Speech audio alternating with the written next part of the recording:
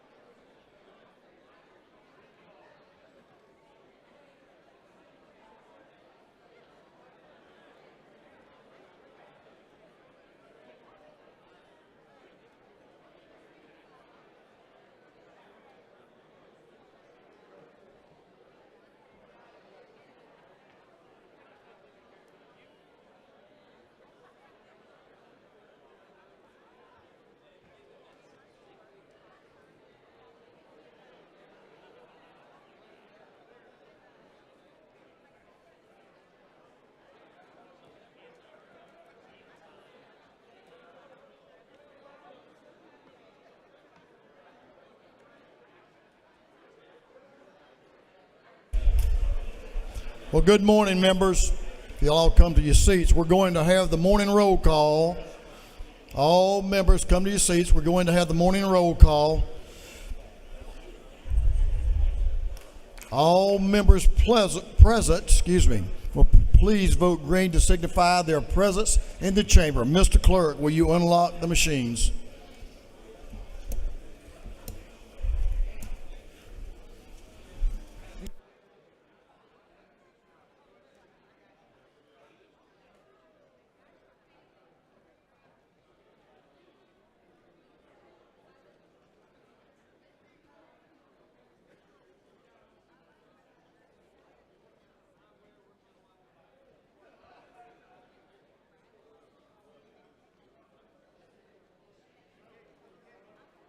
All members voted.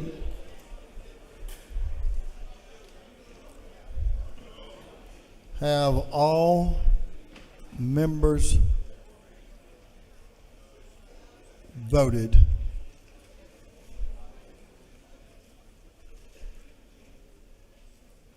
If so, Mr. Clerk, will you lock the machines?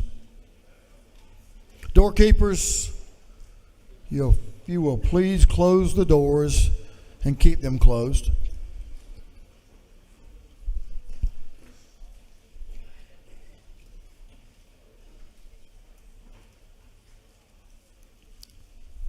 Well, good morning. As is our custom, we will begin our day with scripture reading and prayer by our chaplain, after which we will pledge allegiance to the flag of our country. Today, it's a special day. And we'll begin it with a special chaplain this morning that will be introduced by the gentleman from the 73rd House District, Representative Josh Bonner. Representative Bonner.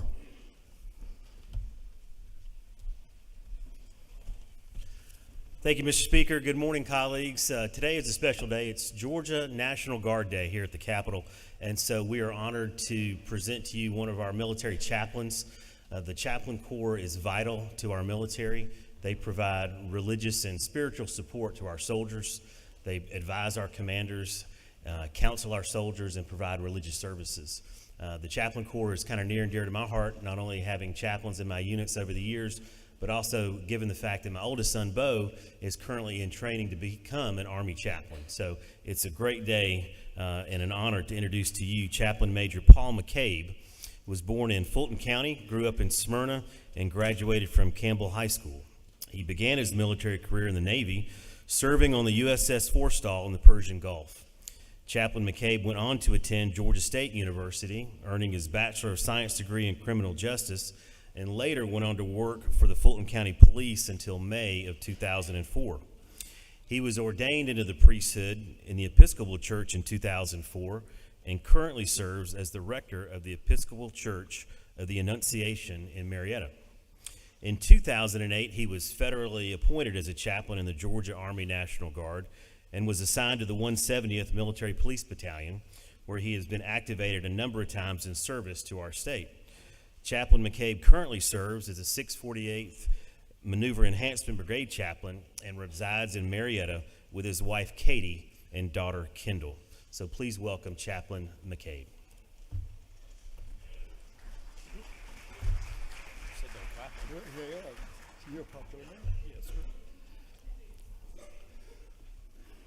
Good morning, everyone, and what an incredible and awesome privilege it is to be in front of every one of you on this morning and offer some words of encouragement and prayer. But as any good chaplain will do, I have to do a shout out very quickly to my Georgia Army National Guard and Georgia Air Guard members who are here today to celebrate the work that we do. So I want to share my role is not only providing religious services, but also to boost morale. I love this morning, I was told that I had 5 minutes to share my message with you, like they had to worry about a chaplain speaking more than 5 minutes. But this morning, I'd love to talk to you give you a word and a testimony about faith. Now, before you tune me out, I want to put a little spin on this word faith, because the word faith gets a bad rap. It's often automatically assumed that it has to do with religion, but it's not just about religion. So I looked up the word faith on the internet, because that's what you do these days. And the first thing to appear was from the Oxford Dictionary was faith. Complete trust or confidence in someone or something. Now think about that for just a moment. As you're assembled in this chamber under the dome, doing what you believe you are called to do, or at least feel inspired to do, you all have something to do with faith. Complete trust or confidence in something. I often hear from individuals that they say that they could not do my job, and I could say this easily for each and every one of you here: I could not do your job. You not only have to drive in Metro Atlantic traffic to get here, but you also have to deal with the nasty comments on both sides of the aisle, and to boot, from people you represent. Who signs up for that, by the way? And if you hear my knees knocking right now and that noise, that's okay. Anytime you get in front of people, it's a little nervous-wracking, but I'm sharing God's word. And I would venture to guess, like me, you have long days also, but you get it done. That, my brothers and sisters, is faith. A complete trust and confidence in something. And that is the great people of this state. The people of this great state of Georgia are putting confidence in each and every one of you to do the work you have been elected and called to do. And it may seem like it's a lot on one's plate, but it's something to reflect on this morning. Everyone in this chamber has a different background. No one is the same. And that's what makes it extremely fascinating that each and every one of you are called to this chamber to do the work of this great state, regardless of your differences. Now, I'll draw from a source that has the other definition of faith. It comes from Scripture, Hebrews 11:1. We are reminded faith is the assurance of things hoped for and the conviction of things not seen. There are days that may be harder than others. Not only do you have to balance your personal and family lives, but your public servant lives. This is important work happening under the Capitol Dome and in this chamber that each and every one of you are doing here, and you have to know that it matters. Even when you can't see how it does or disagree how this work makes a difference, and even when you do have differences on how it does, you all have one thing in common: hope. Hope that you can make a difference. Never lose that hope or determination to serve all the people of this great state who have also put their faith and trust in you to do so. Faith is a powerful force, however you look at it. Now, if you will, with me, standing as you are able, praying in your own words in faith, let us pray. O God, the fountain of wisdom, whose will is good and gracious, whose law is truth, we beseech you so to guide and bless this House of Representatives in this great state of Georgia assembled here today. Give them the strength and wisdom to do the work they have been called to do, to never lose faith or hope. To the glory of your name and the welfare of this people through your holy and life-giving name, our Creator, Redeemer, and Sustainer, we pray. And the Lord bless you and keep you. The Lord make his face to shine upon you and be gracious to you. The Lord lift up his countenance upon you and give you peace. Thanks be to God, and amen. If you will, pledge of the allegiance. I pledge it to the allegiance to the flag of the United States of America and to the republic for which it stands, one nation, under God, indivisible, with liberty and justice for all. Perfect. Oh, that was spot on. Major McCabe, thank you for being with us. Don't leave yet. I want to thank you for your service to your congregation, but also what you and your colleagues do as chaplains is so meaningful to our servicemen and women in our Georgia National Guard. I know the members appreciate it, and I guarantee the members of this house appreciate it. Doorkeepers, you may unlock the doors. Members, you may join Major McCabe in the South Annie room and thank him for his service, not only today, but to the Guard, and have a photo with him if you so choose. Thank you.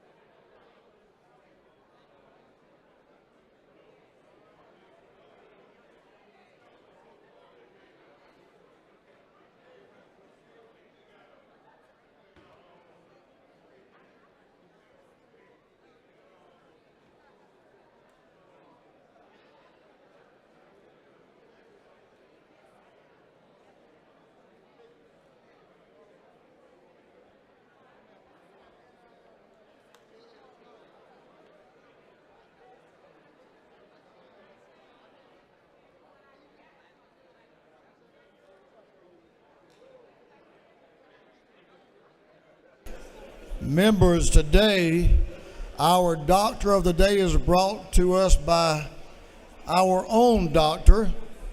Representative Dr. Mark Newton is Dr. Kelly Humlar.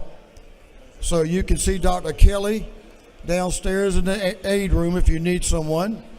Should be good.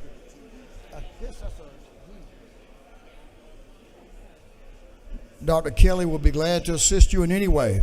Thanks for being here and thanks for serving us. Chairman Hilton, you're recognized, the chair of the Committee on Information and Audits. Chairman Hilton. Thank you, Mr. Speaker. Your Committee on Information and Audits has read the journal of the previous legislative day and found it to be correct. And Mr. Speaker, if I may, You may. I want to thank the chairman of State Properties for turning on the air conditioning in the building today. That was very nice of him. I'm sure the folks in the gallery appreciate it. Thank you, Chairman Green. He's always spot on, no doubt about that. Chairman Hilton, the chair of the Committee on Information and Audits, reports that the journal of the previous legislative day has been read and found to be correct. Is there any objection to dispense with the reading of the journal? Chair hears none, and the reading of the journal is dispensed with. Is there any objection to the confirmation of the journal?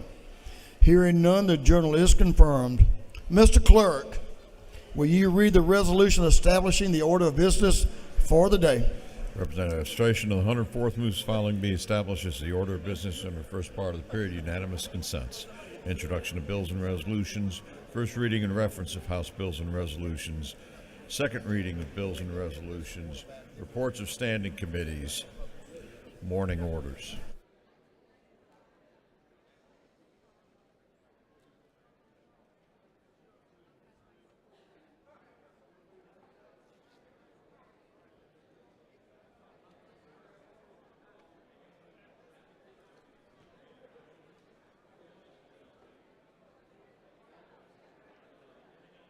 Is there any objection to the adoption of the resolution establishing the order of business for the day? Hearing none, the resolution is adopted. Mr. Clerk, you ready? All right, members, we'll do first readers so you can determine where your bills went to see what happens to them. We have a lot of them today. Mr. Clerk, will you read? House Bill 271 by Representative Blackman of the 146th, Williamson of the 112th, Smith of the 138th, Kelly of the 16th, Crow of the 118th, and others. Bill be titled Act to Amend Chapter 1 of Title 4080 of the Official Code of Georgia Annotated relating to general provisions regarding revenue and taxation. Ways and Means. House Bill 272 by Representative Blackman of the 146th, Williamson of the 112th, Smith of the 138th, Kelly of the 16th, Crow of the 118th, and others. Bill be titled Act to Amend Chapter 1 of Title 4080 of the Official Code of Georgia Annotated relating to general provisions regarding revenue and taxation. Ways and Means. House Bill 273 by Representative Stevens, the 164th, Kelly, the 16th, Smith, the 138th, Blackman, the 146th, Crow, the 118th, and others. Bill be titled an Act to Amend Chapter 5C of Title 4080 of the Official Code of Georgia Annotated relating to title ad valorem tax. Ways and Means. House Bill 274 by Representative Stevens, the 164th, Kelly, the 16th, Smith, the 138th, Blackman, the 146th, Crow, the 118th, and others. Bill be titled an Act to Amend Chapter 5C of Title 4080 of the Official Code of Georgia Annotated relating to alternative ad valorem tax. Ways and Means. House Bill 275 by Representative Williamson of the 112th, Smith, the 138th, Kelly, the 16th, Blackman, of the 146th, Crow, the 118th, and others. Bill be titled an Act to Amend Chapter 7 of Title 4080 of the Official Code of Georgia Annotated relating to income taxes. Ways and Means. House Bill 276 by Representative Williams of the 112th, Smith of the 138th, Kelly the 16th, Blackman of the 146th, Crow the 118th, and others. Bill be titled Act to Amend Chapter 7 of Title 4080 of the Official Code of Georgia Annotated relating to income taxes. Ways and Means. House Bill 277 by Representative Newton of the 127th, Williamson of the 112th, Kelly the 16th, Crow the 118th, and Blackman of the 146th. Bill be titled Act to Amend Article 3, Chapter 13 of Title 4080 of the Official Code of Georgia Annotated relating to excise tax on rooms and lodgings. Ways and House Means. Bill 278 by Representative Newton of the 127th, Williamson of the 112th, Kelly of the 16th, Crow of the 118th, Blackman of the 146th. Bill be titled Act to Amend Article 3, Chapter 13 of Title 4080 of the Official Code of Georgia Annotated relating to excise tax on rooms and lodgings. Ways and House Means. Bill 279 by Representative Martin of the 49th, Blackman of the 146th, Kelly of the 16th, Smith of the 138th, Crow of the 118th, and others. Bill be titled an act to amend Chapter 8 of Title 48 of the Official Code of Georgia annotated relating to sales and use taxes.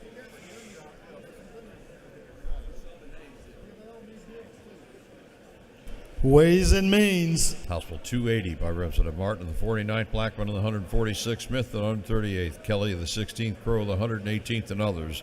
Bill be titled an act to amend Chapter 8 of Title 48 of the Official Code of Georgia annotated relating to sales and use taxes. Ways and Means. House Bill 281 by Representative Smith of the 138th, Williamson of the 112th, Blackman of the 146th, Kelly the 16th, Crow of the 118th. Bill be titled an act to amend Chapter 5 of Title 48 of the Official Code of Georgia annotated relating to ad valorem taxation of property. Ways and Means. House Bill 282 by Representative Smith of the 138th, Williamson of the 112th, Blackman of the 146th, Kelly the 16th, Crow of the 118th. Bill be titled an act to amend Chapter 5 of Title 48 of the Official Code of Georgia annotated relating to ad valorem taxation of property. Ways and Means. House Bill 283 by Representative Neal of the 79th, Hitchens of the 161st, Lumsden of the 12th, and Holcomb of the 101st. Bill be titled an act to amend Code Section 4013 2.1 of the Official Code of Georgia annotated relating to signature on citations required. Motor Vehicles. House Bill 284 by Representative Schofield of the 63rd, Hughley of the 141st, Parker of the 107th, Davis of the 87th, Scott of the 76th, and others. Bill be titled an act to amend Title 39 of the Official Code of Georgia annotated relating to minors. Appropriations. House Bill 285 by Representative Buckner of the 137th. Bill be titled an act to amend Code Section 35.3.34 of the Official Code of Georgia annotated relating to disclosure and dissemination of criminal records. Judiciary Non-Civil. House Bill 286 by Representative Neal of the 79th, Powell of the 33rd, Carpenter of the 4th, Stevens of the 164th, Gamble of the 15th, and others. Bill be titled an act to amend Chapter 10 of Title 10 of the Official Code of Georgia annotated relating to Seed Capital Fund. Higher Education. House Bill 287 by Representative Rhodes of the 124th, Corbett of the 174th, LaHood of the 175th, McDonald of the 3rd of the 26th, and Cannon of the 172nd. Bill be titled an act to amend Code Section 12.2.2 of the Official Code of Georgia annotated relating to the Environmental Protection Division. Game, Fish, and Parks. House Bill 288 by Representative Gaines of the 120th, Reeves of the 99th, Crow of the 118th, Lumsden of the 12th, Clifton of the 131st, and others. Bill be titled an act to amend Article 2, Chapter 6 of Title 5, Chapter 4 of Title 9, Article 1 of Chapter 18 of Title 15, and Chapter 16 of Title 17 of the Official Code of Georgia annotated relating to appellate practice. Public Safety and Homeland Security. House Bill 289 by Representative Gull of the 19th, Abstration of the 104th, Williamson of the 112th, Jones of the 25th, Holcomb of the 101st, and others. Bill be titled an act to amend Article 2, Chapter 6 of Title 15 and Article 1 of Chapter 17 of Title 45 of the Official Code of Georgia annotated relating to clerks of superior courts. Judiciary. House Bill 290 by Representative Carson of the 46th, Blackman of the 146th, Kelly of the 16th, Wilkerson of the 38th, Williamson of the 112th. Bill be titled an act to amend Chapter 1 of Title 48 of the Official Code of Georgia annotated relating to general provisions of revenue and taxation. Ways and Means. House Bill 291 by Representative Taylor, 173rd, Dempsey the 13th, Cooper the 45th, Mathiak the 82nd, Hawkins the 27th, and others. Bill be titled an act to amend Title 31 of the Official Code of Georgia annotated relating to health. Public and Community Health. House Bill 292 by Representative Jones of the 143rd, McLean of the 109th, Buckner of the 137th, Mathiak of the 82nd, Neal of the 79th, and others. Bill be titled an act to amend Article 2, Chapter 7 of Title 48 of the Official Code of Georgia annotated relating to imposition rate computation exemptions and credits from income taxes. Ways and Means. House Bill 293 by Representative Miller, the 62nd, Carter, the 93rd, Glaze, the 67th, Willis, the 55th, Berry, the 56th, and others. Bill be titled an act to amend Title 20 of the Official Code of Georgia annotated relating to education. Education. House Bill 294 by Representative Miller, the 62nd, Glaze, the 67th, Carter, the 93rd, McQueen, the 61st, Berry, the 56th, and others. Bill be titled an act to amend Part 3 of Article 6 of Chapter 2 of Title 20 of the Official Code of Georgia annotated relating to education programs under the Quality Basic Education Act. Education. House Bill 295 by Representative Gaines to the 120th, Lever to the 123rd, Crowe to the 118th, Jones to the 47th, Anderson to the 10th, and others. Bill be titled an act to amend Chapter 60 of Title 36 of the Official Code of Georgia, annotated relating to general provisions applicable to counties and municipal corporations. Public Safety and Homeland Security. House Bill 296 by Representative Gaines, the 120th, Corbett of the 174th, Kelly the 16th, Blackburn of the 146th, Weedhour 121st, and others. Bill be titled an act to amend Article 2, Chapter 5 of Title 40 of the Official Code of Georgia, annotated relating to issuance, expiration, and renewals of driver's licenses. Motor Vehicles. House Bill 297 by Representative Anderson of the 10th, Rose of the 124th, Meeks of the 178th, Williams of the 148th, Huddleston of the 72nd, and others. Bill be titled an act to amend Code Section 40.1.1 of the Official Code of Georgia, annotated relating to definitions relative to motor vehicles and traffic. Ways and Means. House Bill 298 by Representative Kelly the 16th, Hawkins the 27th, Osteen of the 169th, Hatchett of the 155th, and McCollum of the 30th. Bill be titled an act to amend Chapter 7 and Title 31 of the Official Code of Georgia, annotated relating to regulation and construction of hospitals. Health. House Bill 299 by Representative Taylor of the 92nd, Fry of the 122nd, Davis of the 87th, Scott of the 76th, Schofield of the 63rd, and others. Bill be titled an act to amend Article 1 of Chapter 7 and Title 44 of the Official Code of Georgia, annotated relating to landlord and tenant in general. Governmental Affairs. House Bill 300 by Representative Dubnik of the 29th, Bonner of the 73rd, Hawkins the 27th, Donahue the 31st, Camp of the 135th, and others. Bill be titled an act to amend Title 43 and 44 of the Official Code of Georgia, annotated relating to professions and businesses. Banks and Banking. House Bill 301 by Representative Gilliard of the 162nd, Tran of the 80th, and Adesanya of the 43rd. Bill be titled Act to amend Code Section 35.3.37 of the Official Code of Georgia, annotated relating to review of individuals' criminal history. Judiciary Non-Civil. House Bill 302 by Representative Gilliard of the 162nd, Glaze the 67th, Douglas of the 78th, and Henderson of the 113th. Bill be titled an act to amend Chapter 2 of Title 20 of the Official Code of Georgia, annotated relating to elementary and secondary education. Education. House Bill 303 by Representative Gilliard of the 162nd, Mitchell of the 88th, Lupton of the 83rd, and Jackson of the 68th. Bill be titled an act to amend Chapter 3 of Title 50 of the Official Code of Georgia, annotated relating state flag and other seals. State Properties. House Bill 304 by Representative Yurt of the 152nd, Gullett of the 19th, Gunther of the 8th, Kelly of the 16th, Reeves of the 99th, and others. Bill be titled an act to amend Chapter 32, Title 36 of the Official Code of Georgia, annotated relating to municipal courts. Judiciary. House Bill 305 by Representative Lallier of the 59th, Prince of the 132nd, Neal of the 79th, Westbrook of the 163rd, and Gullett of the 19th. Bill be titled an act to amend Article 2, Chapter 5 of Title 44 of the Official Code of Georgia, annotated relating to conveyances. Governmental Affairs. House Resolution 174 by Representative Dubnik of the 29th, Jones of the 47th, Irwin of the 32nd, Wade of the 9th, Corbett of the 174th. Resolution proposing an amendment to the Constitution so as to provide for the appointment of the state school superintendent. Education. House Resolution 189 by Representative Bell of the 75th, Lallier the 59th, Willis the 55th, Bennett the 94th, Cooper the 45th.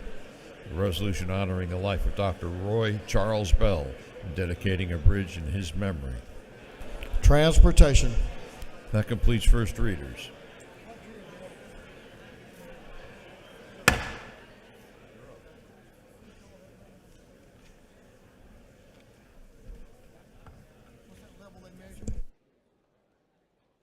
Hey, I was at the airport yesterday, and the decibel levels are higher in here a minute ago than they were with the airplane taking off.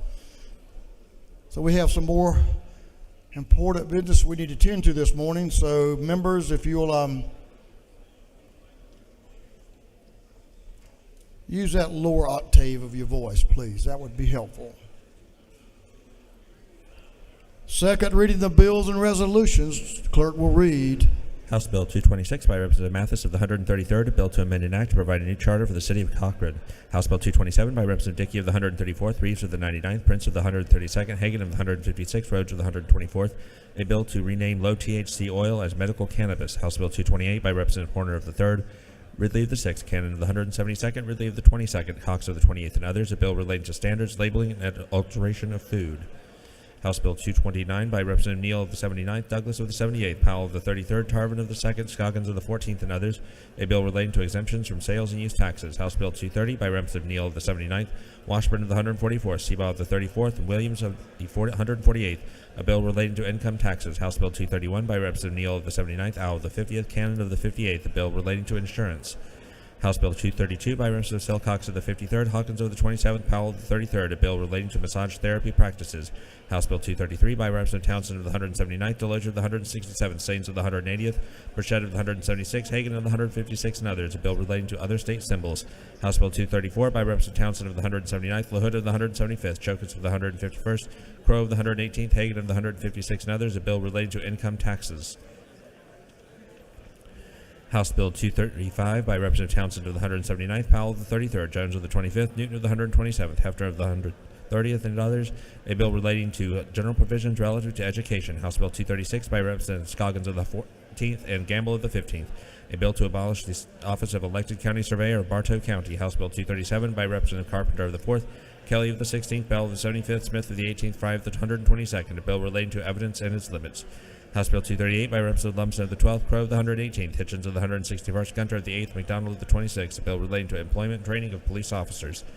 House Bill 239 by Representative Corbett of the 174th, Seabaugh of the 34th, Crow of the 118th, Huddleston of the 72nd, McDonald of the 26th, a bill relating to motor vehicles and traffic. House Bill 240 by Representative Williams of the 148th, Ridley of the 6th, Rhodes of the 124th, Douglas of the 78th, Hilton of the 48th, and others, a bill relating to Fair Business Practices Act and licensing of mortgage lenders and mortgage brokers. House Bill 241 by Representative Rhodes of the 124th, Williams of the 148th, Douglas of the 78th, Chastain of the 7th, Barrett of the 24th, and others, a bill relating to general provisions regarding contracts. House Bill 242 by Representative Silcox of the 53rd, Smith of the 18th, Reeves of the 99th, Campbell of the 171st, and Panich of the 51st, a bill relating to disorderly or disruptive conduct at any funeral or memorial service. House Bill 243 by Representative Mitchell of the 88th, Oliver of the 84th, Moore of the 91st, Kendrick of the 95th, and Holcomb of the 101st, and others, a bill relating to Stone Mountain Memorial Association. House Bill 244 by Representative Cannon of the 172nd, Yerto of the 152nd, Green of the 154th, Jackson of the 128th, Hagan of the 156th, a bill relating to audit financial affairs and transactions, contents, copy to state auditor, and public inspection. House Bill 245 by Representative Olalier of the 59th, Smith of the 18th, Glaze of the 67th, Howard of the 129th, Green of the 154th, and others, a bill relating to Quality Basic Education Act. House Bill 246 by Representative Gaines of the 120th, Crow of the 118th, Green of the 154th, Irwin of the 32nd, Mathis of the 133rd, and others, a bill relating to qualification requirements for sheriff and exemptions and employment and training of peace officers. House Bill 247 by Representative Powell of the 33rd, Crow of the 118th, Jasper of the 11th, Ridley of the 6th, Corbett of the 174th, and others, a bill relating to restoration of licenses to persons completing defensive driving courses or alcohol and drug program. House Bill 248 by Representative Jasper of the 11th, Kelly of the 16th, Powell of the 33rd, Williams of the 148th, Camp of the 135th, a bill relating to income taxes. House Bill 249 by Representative Dickey of the 134th, Anderson of the 10th, Huddleston of the 72nd, Drenner of the 85th, Campbell of the 171st, a bill relating to generation and distribution of electricity. House Bill 250 by Representative Taylor of the 173rd, Chokus of the 151st, Jones of the 25th, Williams of the 148th, Martin of the 49th, a bill relating to insurance and labor and industrial relations. House Bill 251 by Representative McDonald of the 26th, Hatchett of the 155th, Powell of the 33rd, Chokus of the 151st, Gunter of the 8th, and others, a bill relating to nurses. House Bill 252 by Representative Smith of the 70th, Bonner of the 73rd, a bill to provide a homestead exemption for the city of Newnan, ad valorem taxes. House Bill 253 by Representative Clark of the 100th, Gaines of the 120th, Jones of the 25th, Evans of the 57th, Kelly of the 16th, and others, a bill relating to the juvenile code and general provisions relative to child custody proceedings. House Bill 254 by Representative Buckner of the 137th, Green of the 154th, Hagan of the 156th, Camp of the 135th, Dempsey of the 13th, a bill relating to state flag, seal, and other symbols. House Bill 255 by Representative McLean of the 109th, Prince of the 132nd, Alexander of the 66th, Taylor of the 92nd, and Jackson of the 128th, bill relating to special license plates promoting certain worthy agencies, funds, nonprofit corporations. House Bill 256 by Representative Wiedauer of the 121st, Scarlett of the 19th, Estration of the 104th, Clifton of the 131st, Hatchet of the 155th, and others, bill relating to programs of protection for children. House Bill 257 by Representative Williamson of the 112th, Blackman of the 146th, Kelly of the 16th, Prince of the 132nd, Hilton of the 48, and others. A bill relating to registration and licensing of fleet vehicles. House Bill 258 by Representative Buckner of the 137th, Holcomb of the 101st, Hughley of the 141st, Mitchell of the 88th, Bennett of the 94th, and others. A bill relating to public assistance. House Bill 259 by Representative Sharper of the 177th, Powell of the 33rd, Lemson of the 12th, Mitchell of the 88th, Stinson of the 150th, and others. A bill relating to general provisions. House Bill 260 by Representative Reeves of the 99th, Blackman of the 146th, Camp of the 135th, John Tucci of the 105th, Silcox of the 53rd, and others. A bill relating to property tax exemptions. House Bill 261 by Representative Fry of the 122nd, Campbell of the 35th, Draper of the 90th, Sanchez of the 42nd, Ramon of the 97th, and others. A bill relating to registration and licensing of motor vehicles. House Bill 262 by Representative Osteen of the 169th, Burchett of the 176th, Campbell of the 171st, Corbett of the 174th, LaHood of the 175th. A bill relating to the Department of Community Health. House Bill 263 by Representative Bennett of the 94th, Buckner of the 137th, McQueen of the 61st, Hughley of the 141st, Cannon of the 58th, and others. A bill relating to medical assistance. House Bill 264 by Representative Ridley of the 22nd, Ridley of the 6th, Horner of the 3rd, Powell of the 33rd, Tarvin of the 2nd, and others. A bill relating to income taxes. House Bill 265 by Representative Saines of the 180th, Cooper of the 45th, Stevens of the 164th, and Townsend of the 179th. A bill to amend the Georgia Hemp Farming Act. House Bill 266 by Representative Saines of the 180th, Bonner of the 73rd, Clark of the 100th, Gaines of the 120th, Petrie of the 166th. A bill relating to the imposition rate computation, exemptions, and credits for state income tax. House Bill 267 by Representative Bonner of the 73rd, Jones of the 47th, Wade of the 9th, Earhart of the 36th, Don Tucci of the 105th, and others. A bill to amend various titles of the official code of Georgia. House Bill 268 by Representative Persinger of the 119th, Astration of the 104th, Gaines of the 120th, Burns of the 159th, Irwin of the 32nd, and others. A bill relating to elementary and secondary education. House Bill 269 by Representative Townsend of the 179th, Mathiak of the 82nd, Stevens of the 164th, Yerta of the 152nd, Cameron of the 1st, and others. A bill relating to early care and learning. House Bill 270 by Representative Reeves of the 99th, Leverett of the 123rd, Camp of the 131st, Silcox of the 53rd, Jenkins of the 136th, and others. A bill relating to continuances. House Resolution 145 by Representative Irwin of the 32nd, Dubnik of the 29th, Chokers of the 151st, Wade of the 9th, Barton of the 5th, and others. A resolution urging the Department of Education and the Department of Public Health to collaborate and prioritize the expansion of vision and hearing screening at various grade levels. Through second readers.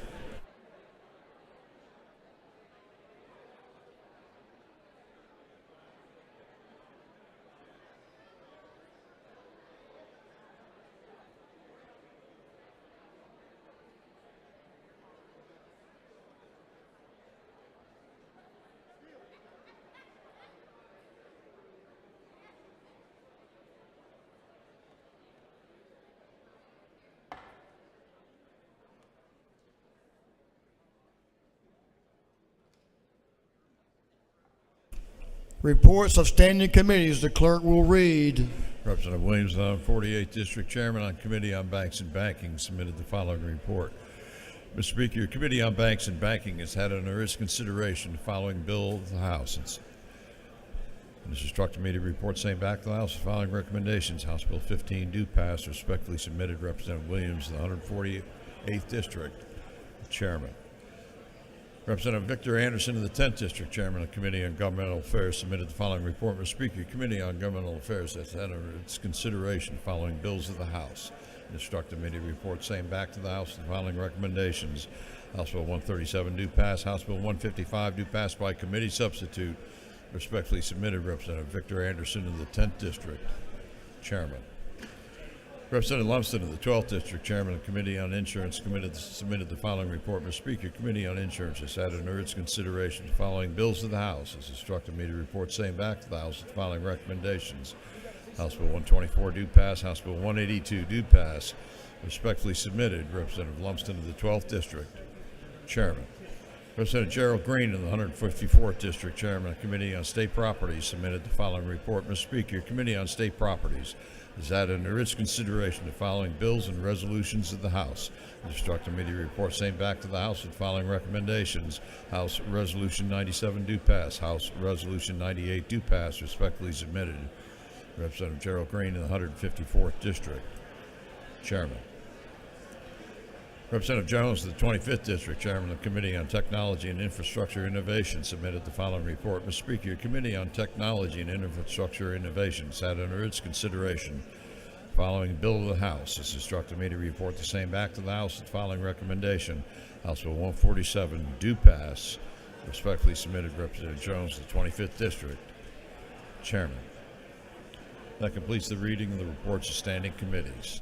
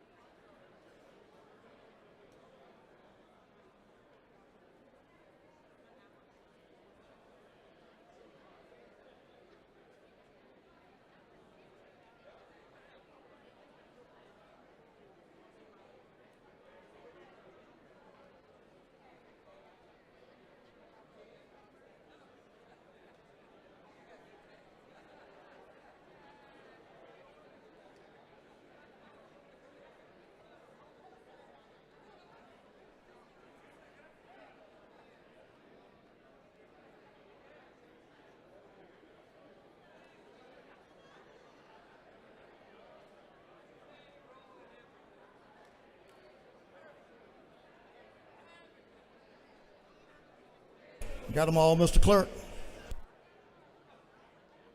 Okay, members, we're moving on to morning orders. Morning orders, so if all members will please take their seats. Madam Pro Tem. Members, we have a whole slew of morning orders, so we need to get started here. We have a lot of friends in the gallery. We're here today to hear some important morning orders.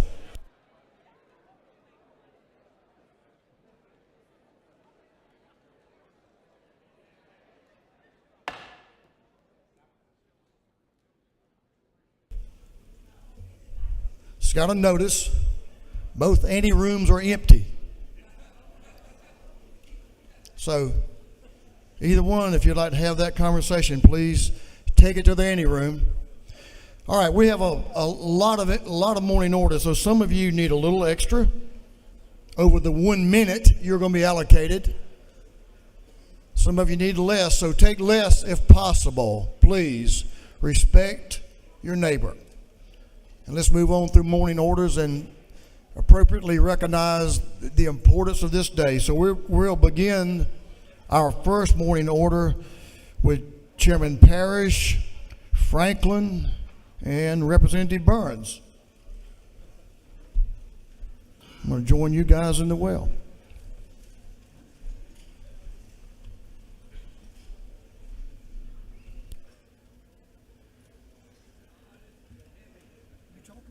Yes, sir. You want it? Well, thank you, Mr. Speaker. This is an honor for you to be down here with us. We just want to recognize a group from Bullock County, one of the best counties in Georgia, I have to say. Bullock leadership is here today. If you don't mind standing up, you can be recognized. I know they're walking around in the Capitol today, but if you see them, please say hello to them. But thank you for coming to the Capitol, and we're looking forward to talking to you. Thank you.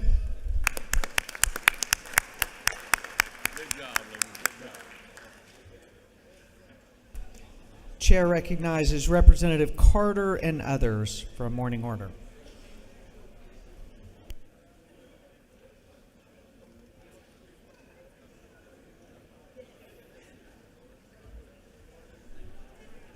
Please. Okay, good morning.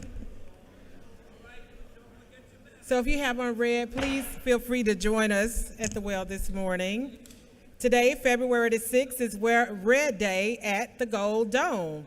As you know, heart disease is the leading cause of death, and in women, it's the leading cause of death in Georgia. But this disease is preventable, as we have shared with you. So I won't go into any statistics in detail today, but what I would love to do to acknowledge our guests who are here with us today. We have members from the American Heart Association. We have some survivors, and we have Miss Georgia and Miss America. And Miss America contestants. If you all would join and be acknowledged, we have Tina Martinson. Okay, y'all can stand up now. And the gallery, stand up, wave if you're already standing. Yes.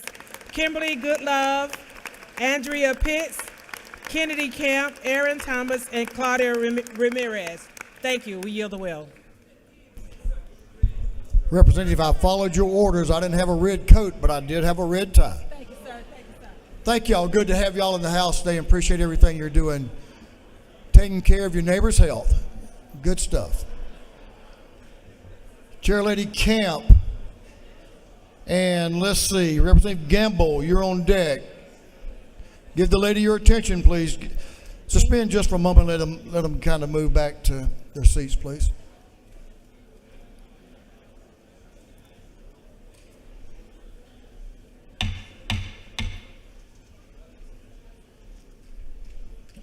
Chair Lady Camp, you're recognized.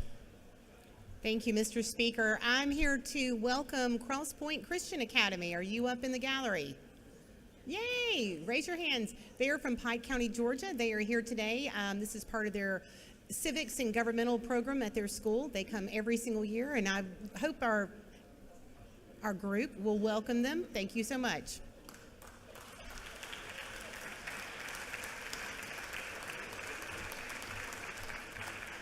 Thank you all for being here. I made an A in civics. I want to note that on the record a couple of years ago. Representative Gamble. He must be with his group. How about Representative Santos? Here she is. Appropriate with a red dress. Awesome. For the day. Representative Santos, you're recognized, and friends. Yes. Thank you, Mr. Speaker. I rise to recognize a great Georgian joining us today, all the way from Locust Grove, Georgia, where farms, factories, and I-75 traffic converge. We have Mayor Carlos Greer. His leadership is continuing to change its 132-year history for the better. My colleagues, please stand to recognize them and celebrate the good folks of Locust Grove. Thank you, Mr. Speaker. I yield the well. Good to have y'all. Locust Grove, don't you have a racetrack down there? Yeah, thought so.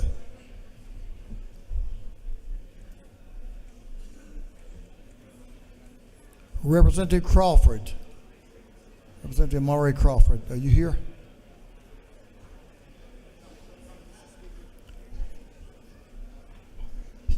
The gentleman is recognized. Thank you, Mr. Speaker. This morning, I would like to recognize a very important and special group joining us, the YMCAs of Georgia.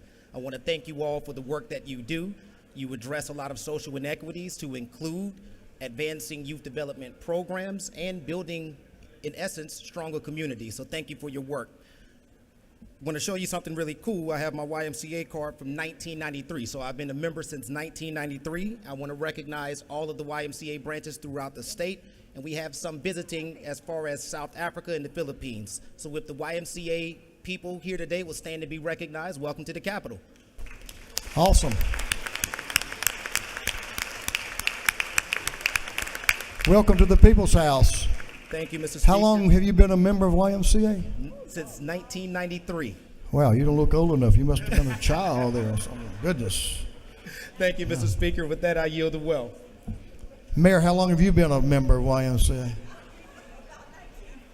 Oh, I won't. Y'all didn't hear that. You don't need to hear that. Representative Park Cannon is recognized for morning order. She has her red appropriately on today, too. Thank you for doing that. Thank you, Mr. Speaker. Today, I'm here to recognize the surviving spouse of an incredible advocate around HIV testing, treatment, and prevention. That is Gregory Nevins and his wife, his mother, who are standing in the gallery.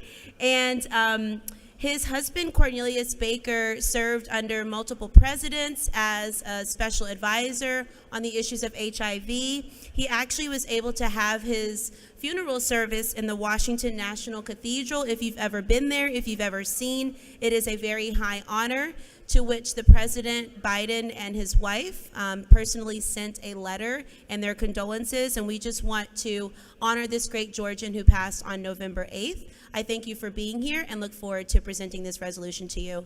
Thank you, Mr. Speaker.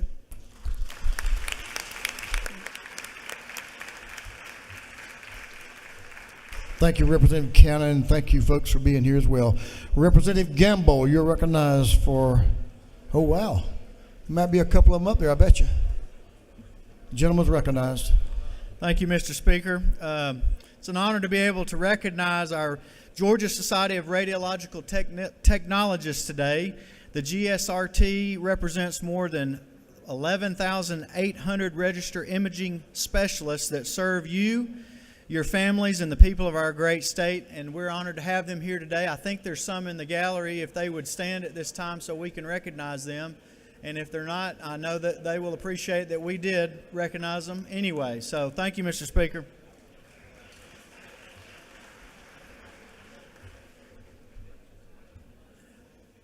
Thank you, sir. Thank you. Whip Park. Representative Park, the whip of the minority party, is recognized for a morning order. The gentleman is recognized. Thank you, Mr. Speaker. Good morning, y'all. It is my great honor to recognize a truly remarkable young Georgian, Suresh Sabash, a ninth grader at the Gwinnett School of Mathematics, Science, and Technology, who is named the winner of the 2024 3M Young Scientist Challenge. This prestigious competition is one of the nation's premier platforms for celebrating ingenuity and scientific achievement. Suresh's innovative project, Pesticant, is a handheld device that detects pesticide residues on produce. Suresh demonstrated not only a mastery of STEM principles, but passion, creativity, and an ability to inspire others. So today we celebrate not just Suresh's individual accomplishment, but the future he represents, one filled with young minds ready to tackle the world's challenges. Please join me in congratulating Suresh Sabash on this outstanding achievement and wishing him continued success. Thank you, Mr. Speaker. I yield the way. Thank you, gentlemen. Surette, thank you. You're just getting started. Keep up the good work. We're looking forward to everything you're going to do for mankind. So thank you for that. And it's a pleasure to have you in the People's House today. Thank you for being here. Representative Lenoy and the Clayton delegation. Representative Lenoy and the Clayton delegation will be recognized for a morning order.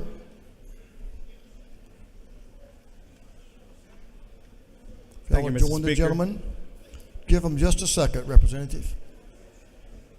Do we have any other? Proceed, sir. Thank you, Mr. Speaker.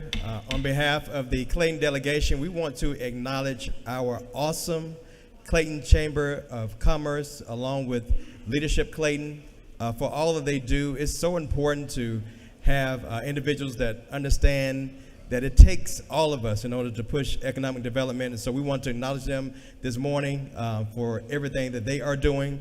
And if you would, please stand this time so you could be recognized.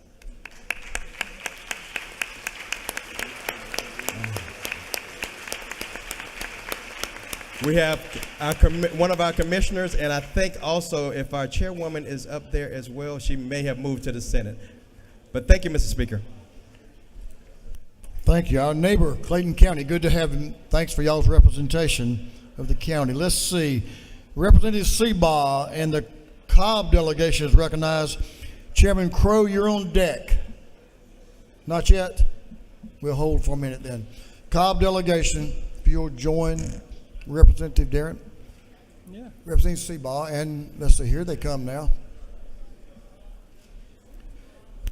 Come right here. Good morning, colleagues. It's my honor to introduce a young woman who truly represents the heart and spirit of Cobb County. Miss Melanie Tidmore, our reigning Miss Cobb County teen. Melanie is not only a talented and poised representative of our community, but she is also a dedicated advocate for dance and movement for better health. She embodies grace, intelligence, and a commitment to service, qualities that make her a fantastic ambassador for Cobb County. Please join me in welcoming Miss Melanie Tidmore.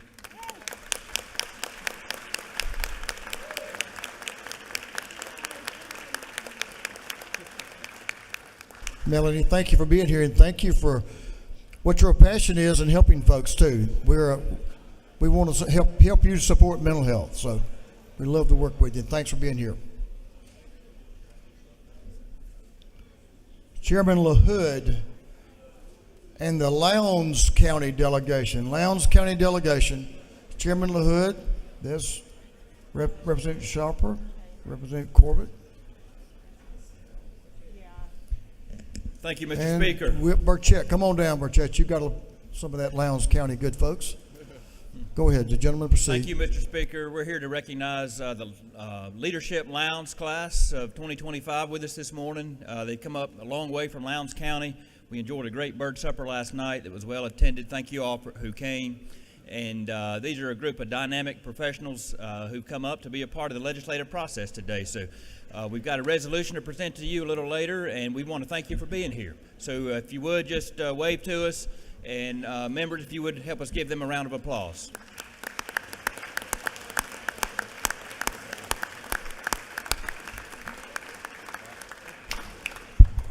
We appreciate you folks in Lowndes County for making the trip. Hey, we're going to work with you. We're going to help with that devastation y'all have down in South Georgia. So I know it's impacted Valdosta and Lowndes County. So we look forward to working with you and being there for you. Thank y'all for being here. Leader Hughley, are y'all give the lady in the well your attention, please. Thank you, Mr. Speaker. If the Columbus delegation will join us here, we have the privilege of welcoming the Columbus Youth Advisory Council to the House. They are a group of leaders from all of our high school and middle schools in Columbus. They're upstairs in the gallery with the blue shirts on, which if you all will wave and let us recognize you this morning.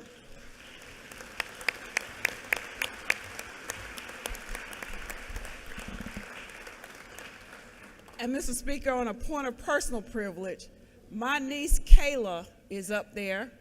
And Kayla, wave at these people that's been buying these Girl Scout cookies from you. Thank you.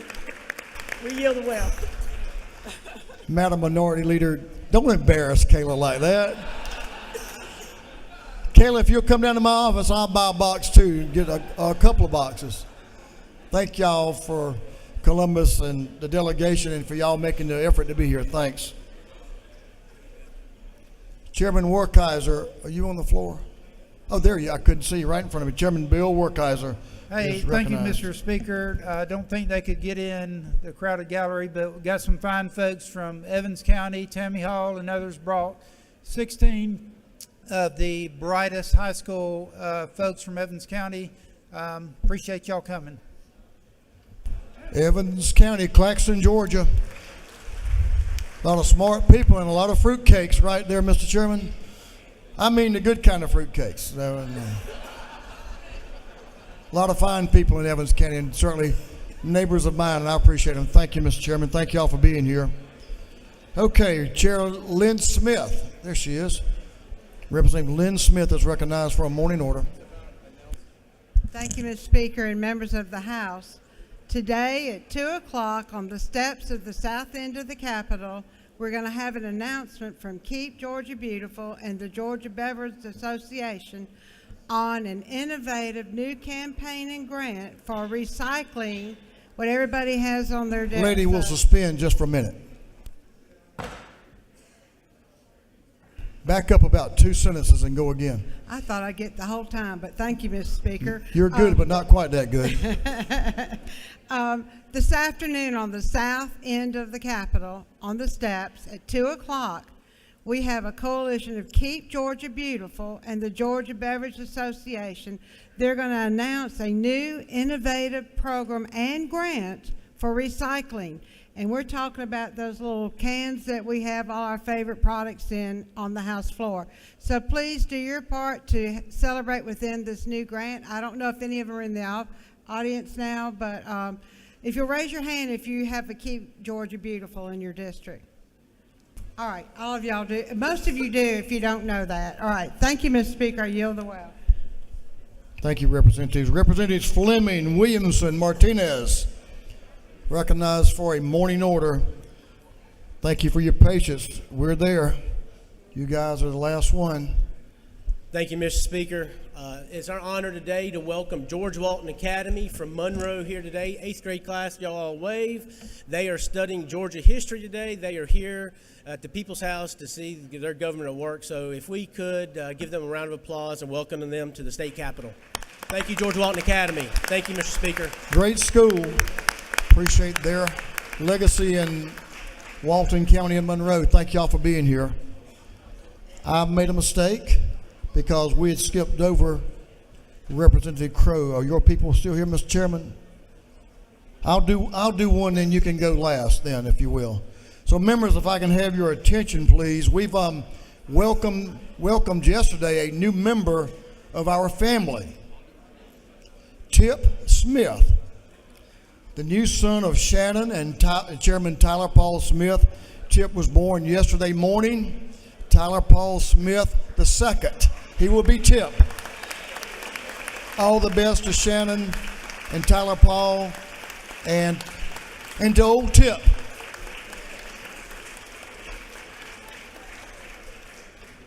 Our best wishes and our prayers go out to that family. Wish them all the best. Representative Crow, you can hold on a minute. You good now? They're walking in. So why don't you come on up and we'll get started on your morning order. Monroe County Delegation. Monroe County Delegation. They'll join Representative Crow in the well. Monroe County. That's just down 75, is that right? Yes, sir. Yes, sir. Yes, sir. Gentleman's recognized. Thank you, Mr. Speaker. I appreciate your patience. Colleagues, it's my honor and our honor today to welcome the members of the Leadership Monroe class, the members of the chamber, and some of our governmental leaders from Monroe County. They finally made it into the gallery up here on the right-hand side. If you would all join me and please welcome them to the People's House.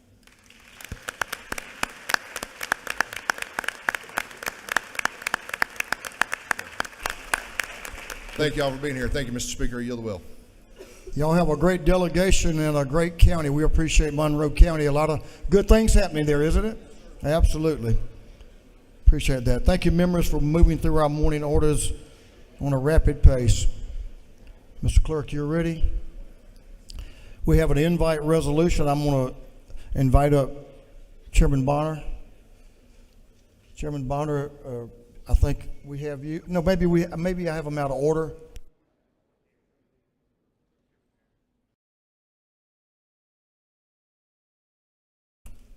So we'll move on with our National Guard recognition, and I was a little bit out of order, and that's Representative David Clark. Representative Clark, if you'll join me.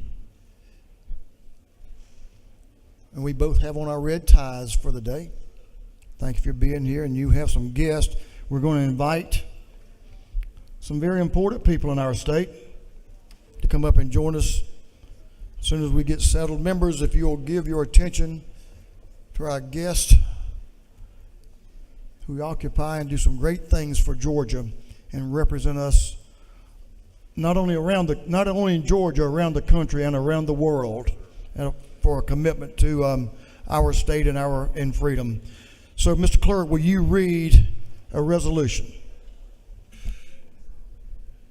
House Resolution 138 by Representative Bonner, the 73rd ballot of the 147th, Cannon the 172nd, Thomas the 21st, and Clark of the 100th. A resolution recognizing February 6, 2025 as National Guard Day at the state capitol and for other purposes. Representative Clark. Thank you, Mr. Speaker. Good morning, colleagues. It is my great honor to recognize and introduce Major General Richard Dwayne Wilson, the 44th Adjutant General of the Georgia National Guard. On this special occasion, it's National Guard Day at the Georgia Capitol. Today, we celebrate the dedication and sacrifice of the men and women of the Georgia National Guard, and there is no better leader to represent them than General Wilson. His distinguished military career began in 1987 as a combat engineer in the Army Reserve, and in 1993, he was commissioned as an aviation reserve officer, and since then he has commanded at every level, serving in both active duty and reserve components with excellence. His leadership has been instrumental in shaping the Georgia National Guard, and his extensive operational experience spans from Operation Desert Shield, Desert Storm, to Kosovo and Iraq. As a lifelong learner and accomplished leader, General Wilson holds multiple advanced degrees and has earned numerous prestigious military awards, including the Legion of Merit and the Bronze Star Medal. As a Master Army aviator, he exemplifies the highest standard of service and commitment. Beyond his military achievement, he is a devoted husband, father, and grandfather with a proud family legacy of service to our nation. On this National Guard Day, we honor all those who serve, and it is with deep respect and gratitude that I now invite Major General Wilson to say a few words. Thank you very much. Thank you.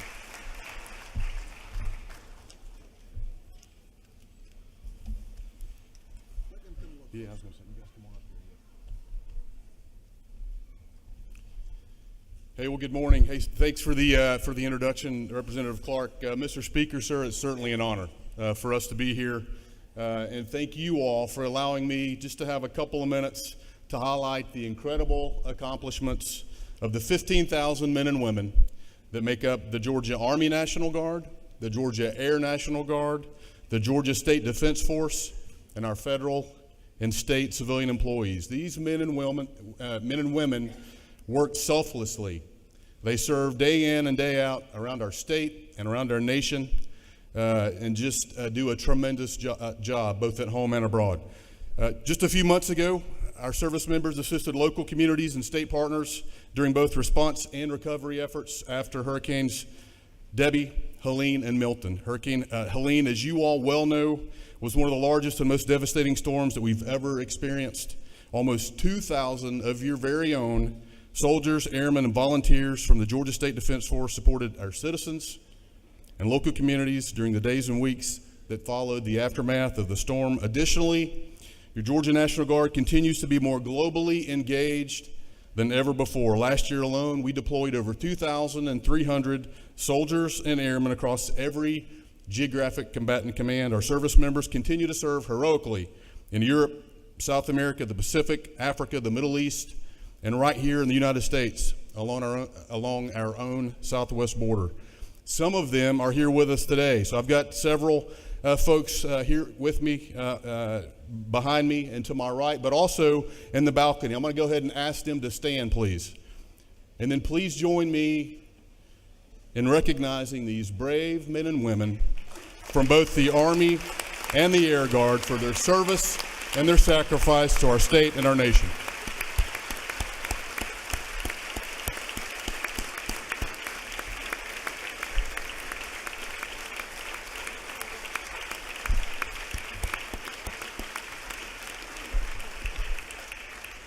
Hey, I want you to know that your Georgia National Guard is in great shape. Despite a national recruiting crisis, our force is fully manned. The Army National Guard finished 2024 with an end strength of 110%.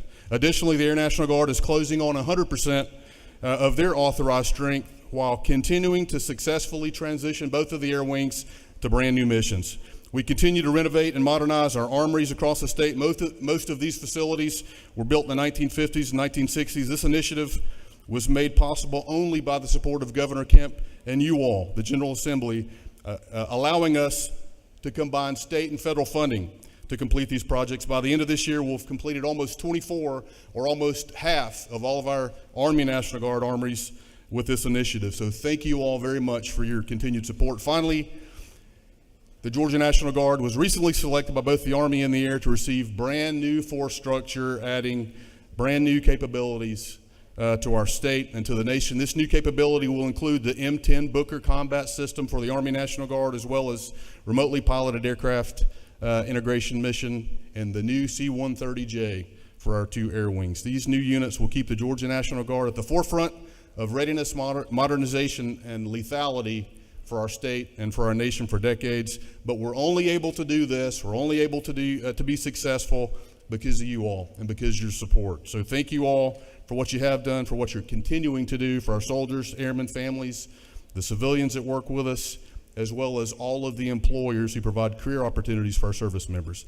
As we begin 2025, rest assured that we're well equipped, to successfully navigate the challenges that lie ahead. Georgians should continue to take great pride in knowing that their National Guard is always ready and always there. Sir, thank you very much for allowing us to be here.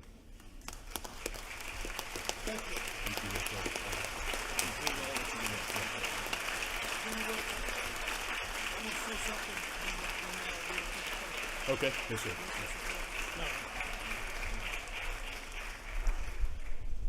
Thank you, members. Thank you, General Wilson. Thank you, Representative Clark. I had the great honor to visit our southwestern border with Governor Kemp and some members, Chairman Bonner, some members of the Senate. And I can tell you, they made me proud to see those young men and women who are there representing our state to make sure we're protected. An active, aggressive training program during times when you're just training, and certainly you're ready to go and ready to deploy. I want to say this. Many of our neighbors wear their work clothes all week and then put the uniform on the weekend to make sure they're ready when they're needed. General Wilson, we appreciate you and your team for what y'all do to keep us ready. Thank you for that. And I know you'll always have the support of the Georgia House of Representatives in your mission to keep America strong. Thank you for being here with us today.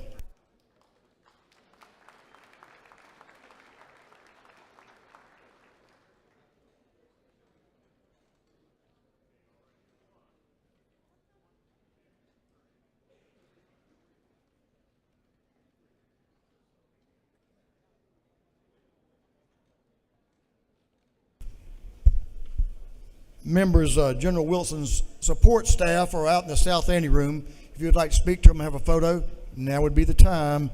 Well, maybe not quite yet. We have another important invite resolution we want to honor some folks with. Chairman Parrish, if you'll join me. Former dean of this house, you kind of know your way around here, don't you? Representative Smyrie. Representative Smyrie, I told him we could just bring your portrait in here and you wouldn't have to travel all the way to Atlanta and we could stand it out front. I thought that would have been appropriate as well. We were glad to be a part of that day, honoring you and your portrait out front. Mr. Clerk, you ready? Would you read a invite resolution, please, sir? House Resolution 154 by Representative Parrish of the 158th, Burns of the 159th, Hughley of the 141st, Parker of the 107th, Jones of the 47th, and others. A resolution commending Morehouse School of Medicine upon its 50th anniversary.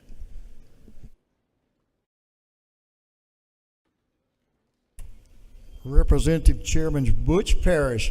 You've had a little contact with these folks over the years, haven't you? You're doing a good job too, and so are they. Chairman Parrish. Thank you, Mr. Speaker. Folks, we're honored to have some special guests with us here today. And as we recognize Morehouse School of Medicine on their 50th anniversary, I'd like to introduce a few folks to you that are with us today who are special people associated with Morehouse.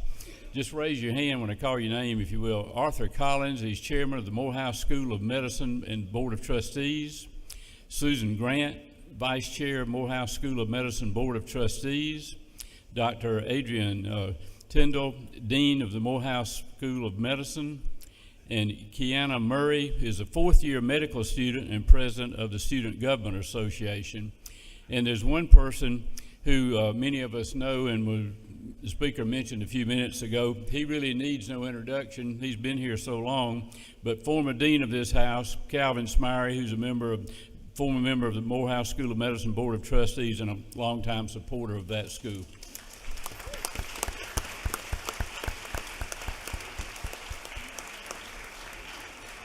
In addition to those, we also have the president and the CEO of the Morehouse School of Medicine, Dr. Valerie Montgomery Rice. She's a native of Macon, Georgia.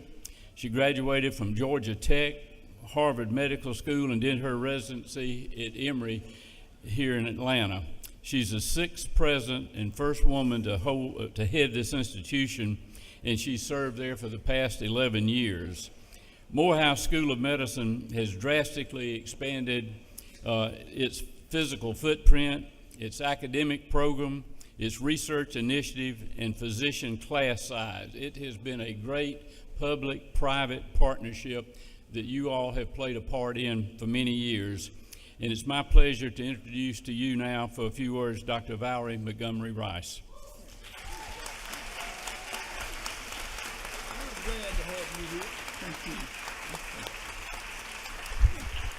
Good morning. Thank you, Chairman Parrish and Speaker Burns and the entire Georgia House of Representatives. On behalf of Morehouse School of Medicine students, faculty, staff, alumni, and Board of Trustees, it is an absolute honor for our institution to be here with you today. I know we have students, faculty, staff in the gallery, so would you please rise and be recognized?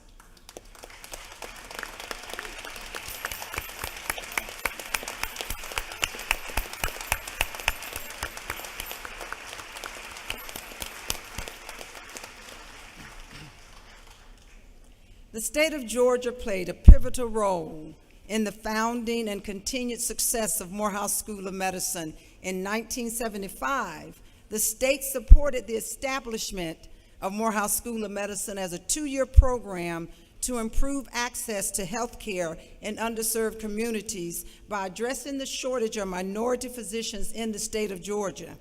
And in 1977, the members of this legislative body made a decision to invest $1 million in this 2-year medical education program that began in a trailer on the Morehouse College campus. A few years later, Morehouse School of Medicine was officially established as an independent 4-year medical school program. I am honored to come before you a half-century later to thank you for your financial commitment and to thank you for establishing one of the most successful public-private partnerships to address access to care for the state of Georgia. This body believed in Morehouse School of Medicine, a private school with a public mission, and I am proud to say we have provided you and the state of Georgia with an incredible return on your investment, graduating more than 3,200 healthcare professionals, including nearly 1,900 physicians, with greater than 60% of our MD graduates remaining in Georgia to practice in our great state.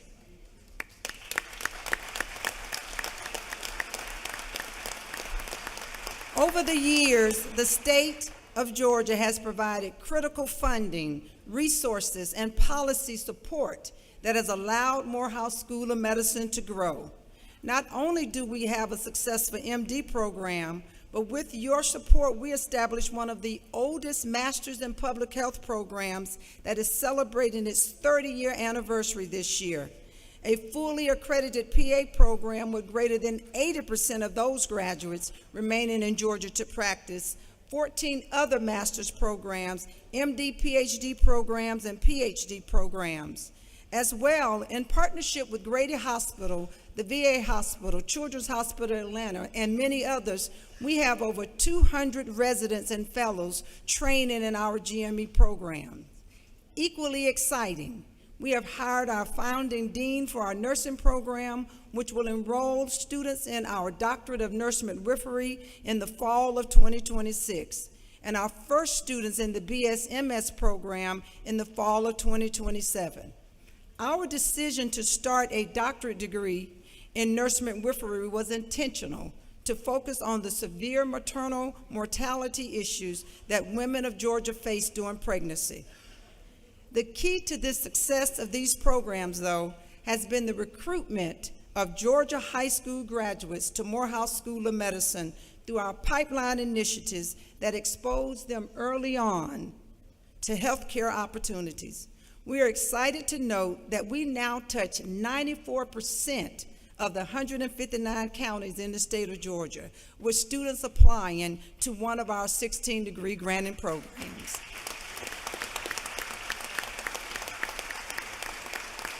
Most importantly, though, we now have MSM, Morehouse School of Medicine alumni, practicing in 57 of the 159 counties in Georgia, and 89% of those counties are underserved.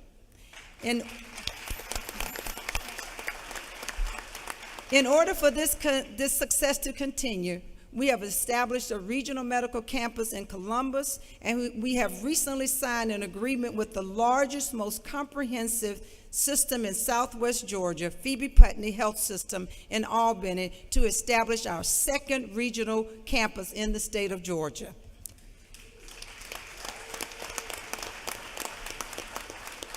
These partnerships ensure that Morehouse School of Medicine is not limiting its impact to the greater Atlanta area. We are recruiting, retaining, and developing healthcare professionals from the state's most challenging areas, our rural areas, our underserved counties, and providing them a pathway to return and practice in those communities. So as you can see, we've been a little bit busy over the past 5 decades, and I promise you that although we may be 50, we are just getting started. So thank you very much.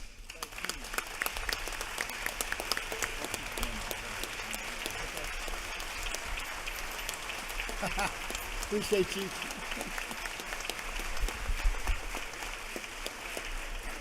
Folks, I don't know of any leader in Georgia on the public side or the private side that's more passionate, impactful, gets the ROI done when it comes to our investment in the quality of health. Thank you, Mr. Chairman, for partnering with Morehouse and always being an ear that Dr. Rice can go to and make sure that we understand the needs that they have to be impactful for our people in our health care. You and your team do a marvelous job. We're glad to have all of the Morehouse family here with us today. Thank you for being here. Thank you for what you've done over the last 50 years, and we're looking forward to the next 50 years. So keep doing what you're doing. Thank you all for being here.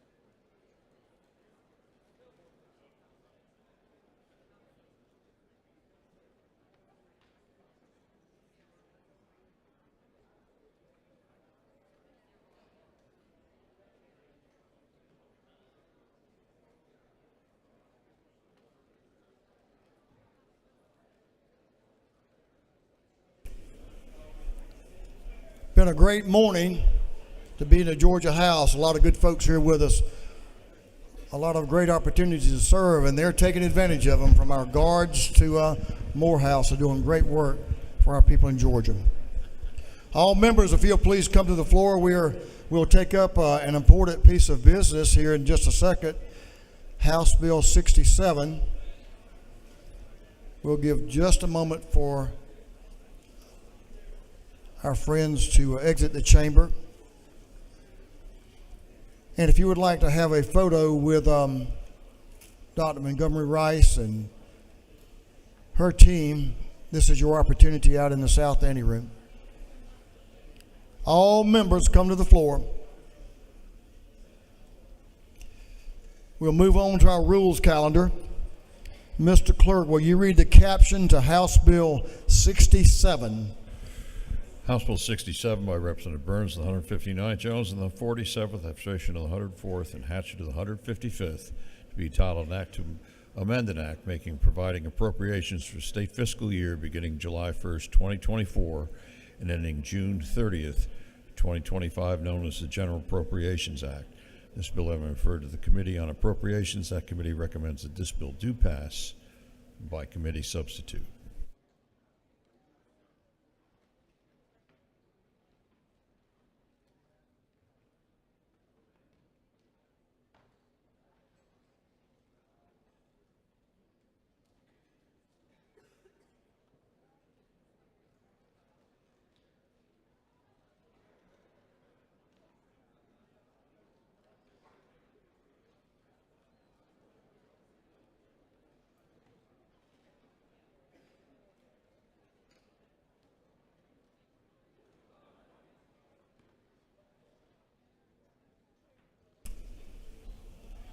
We certainly have to keep our priorities in order.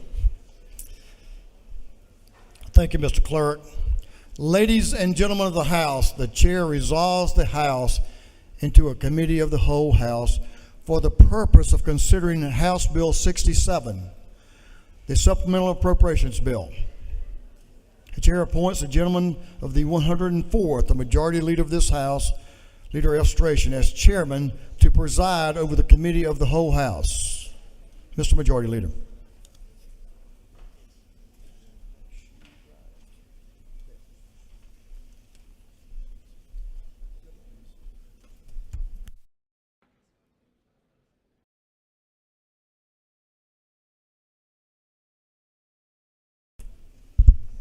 All right, the chair recognizes the gentleman from the 155th District, Chairman Hatchett, to present the bill.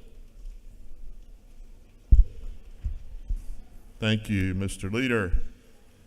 How's everybody today? Y'all ready to get down to business? All right. So today I present House Bill 67, the amended fiscal year 2025 budget.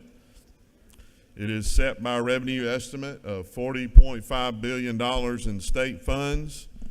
In addition to the traditional revenue growth that we recognized in the mid-year, the governor has recognized $2.7 billion in surplus funds to make strategic investments across multiple policy areas and fund the state's response to Hurricane Helene. I'm going to come back to Hurricane Helene, but know that funding recovery efforts and providing aid to communities across this state that are still reeling from the storm is a top priority of mine, Speaker Burns, and so many of you in this chamber, and our budget reflects that.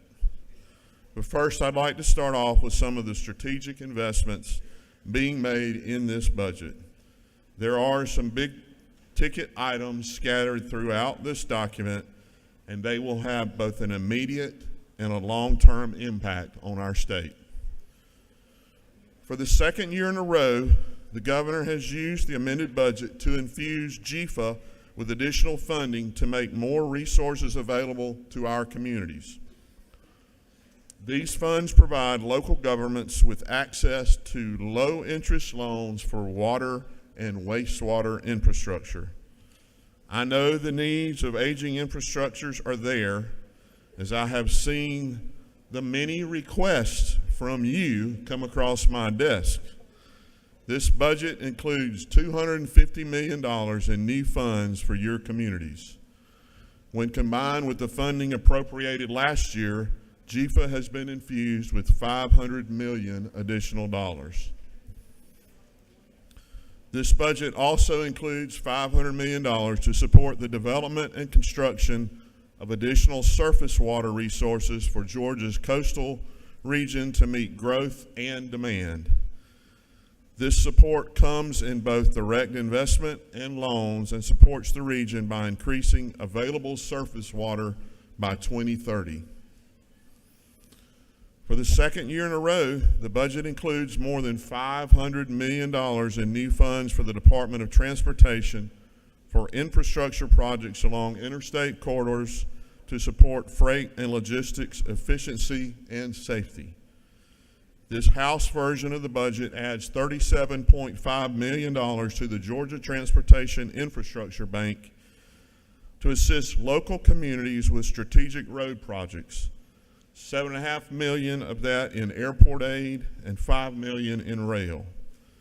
Lastly, HB 67 includes an infusion of $250 million in the Local Roads Administration Program for local transportation projects.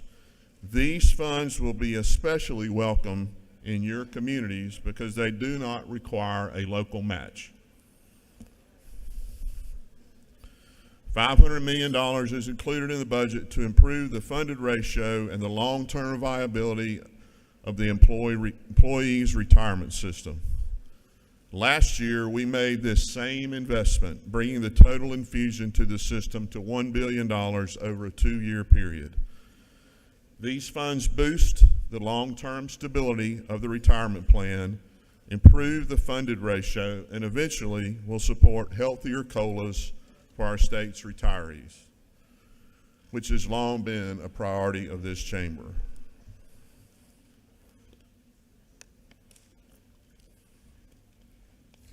$225 million is provided to the Department of Administrative Services to address current liability and property claims, including damage to state buildings from Hurricane Helene. While not glamorous at all, this funding helps address outstanding liabilities, manage claims more efficiently, and avoids increasing our agency's premiums. Nothing is more important than the safety and well-being of the children entrusted to our care, whether it be children during the school day or children who have been placed in foster care.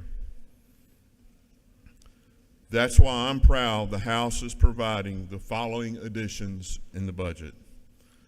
The governor provided and the House supports additional school security grants of $50 million. When combined with the $109 million in the base, systems will receive $68,759 per school in fiscal year 25. In addition, the Speaker has announced a new school threat assessment system, and this budget includes $3 million in startup funds for this initiative. Within the Department of Human Services, the House budget recognizes a need for our foster youth and added $22 million for growth and utilization, acknowledging the increased cost of care. This General Assembly has made a concerted effort to end the practice of hoteling for youth who are difficult to house because of behavioral issues. Providing this level of care for these youth requires additional resources, and the House budget moves that needle towards meeting this need. In addition, our budget supports a new initiative of $1.7 million for a special victims unit in the department charged with supporting the rescue of exploited foster children. The safety of the public, the inmates in our custody, and the correctional officers charged with keeping inmates secure have been at the forefront of all of our minds and is also a centerpiece of this budget. The House, the Senate, and Governor's Office have all been working to identify solutions to the issues that are plaguing our prison system. I'd like to thank the Governor for hiring a consultant to help us evaluate and map out solutions, and for bringing forward the money to make significant and meaningful investments in our aging facilities and our people.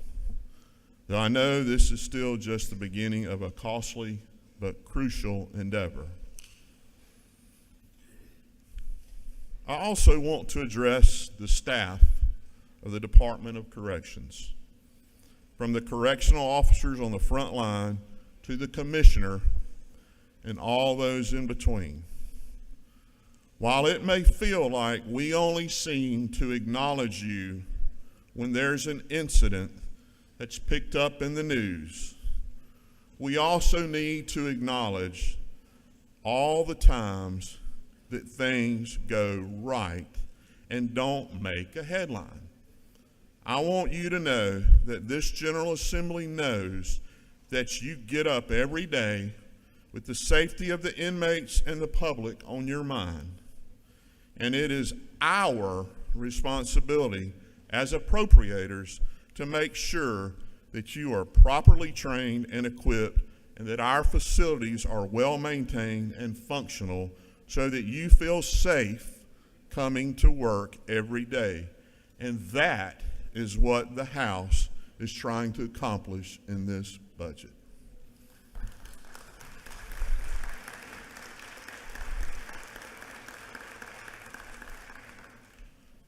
The budget includes an infusion of $333 million in new funds to the department, slightly less than the governor's proposal.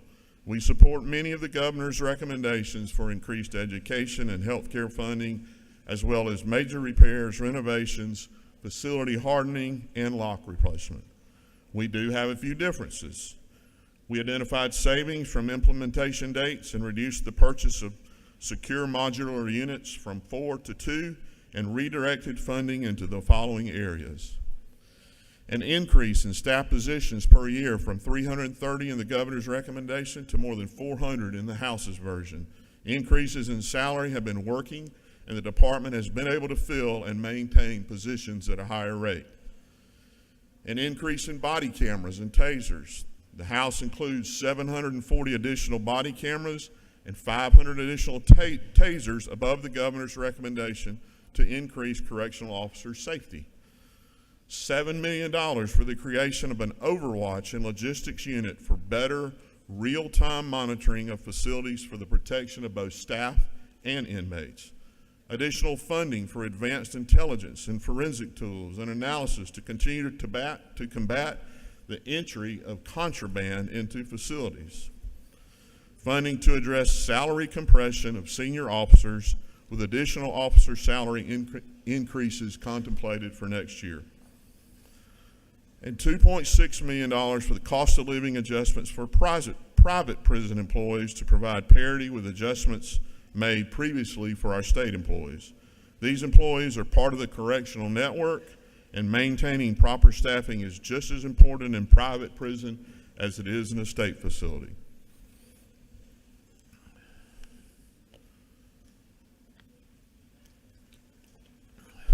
And finally, Hurricane Helene.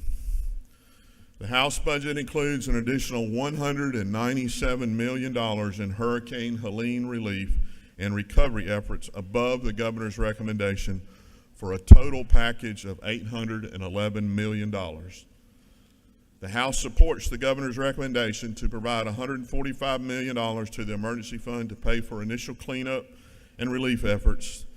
$5 million is also added to initiate Next Generation 911, an initiative that is important to all our communities. $298 million is provided to the Department of Transportation to backfill the motor fuel tax holiday and to pay for infrastructure rehab, sign replacement, and debris cleanup.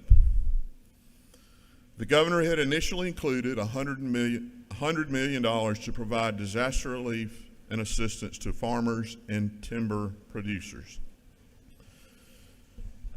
This hurricane had a $5.5 billion impact on agriculture and timber, not including future losses. This storm had a much larger impact than anything any of us have ever seen, and it forever changed lives and the landscape of our state. Because of this, the House felt compelled to make additional resources available, and the House version includes an additional $150 million for this cause.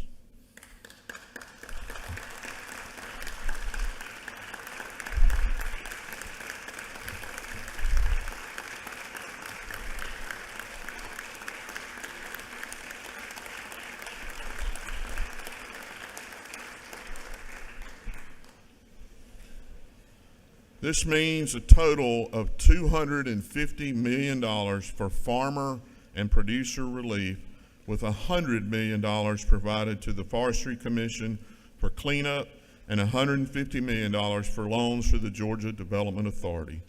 Both programs have received more applications and requests than funding is currently available, and this funding addresses that need. Our local hospitals are a lifeline in our communities, and this storm proved no different. I know many of you saw firsthand how hospitals aided in relief efforts in ways many of us had not anticipated, including providing food, water, shelter, and care to those who had lost everything. It's no secret that many of these same hospitals often struggle to maintain financial viability, and this budget includes an infusion of $35 million in one-time funds to assist in their financial stabilization. The path to recovery across many communities is still being charted and needs still persist. For that reason, the House has included $10 million in the One Georgia Authority to have a source of funding available for continued relief efforts. Finally, the House budget includes $1.4 million for a $3,000 salary adjustment for benefit eligibility workers in the Department of Human Services beginning April 1st. Last year, we gave this adjustment to child support, elder, and child welfare caseworkers, but did not include the eligibility workers. It was on my mind long before the storm that we should have included them. These workers are often the lifeline for our constituents who need assistance the most. Following the storm, they were on the front lines processing disaster SNAP benefits for those impacted in a quick, efficient, and effective manner. I personally witnessed their caring work and am proud to recognize their hard work during that difficult time. Mr. Speaker and Mr. Leader, the pastor of the day spoke to us on faith.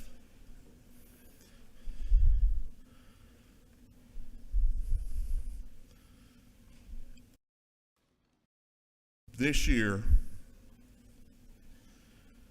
it's our faith and devotion that you have in your appropriations team and this budget team, and that does not go unrecognized.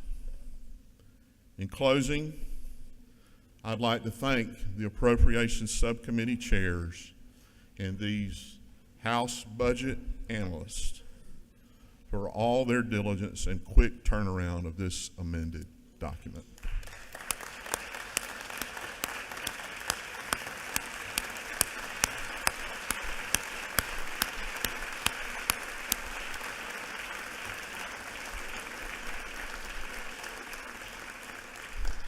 In case you don't remember, we had a little interruption with a little South Georgia blizzard. You've risen to the challenge of finding a time to meet and give the governor's recommendations a thorough vetting.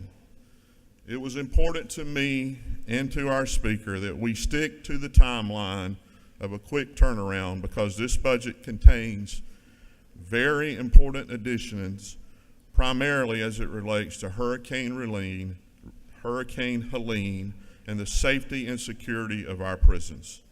It's for that reason that this House has acted with haste to do our part to send this bill back to the governor so the funds can be spent and put to work. We look forward to our counterparts in the Senate acting with the same expediency and urgency to turn this budget around quickly. Thank you, and I ask for your favorable consideration of HB 67. And Mr. Leader, I will attempt to answer any questions.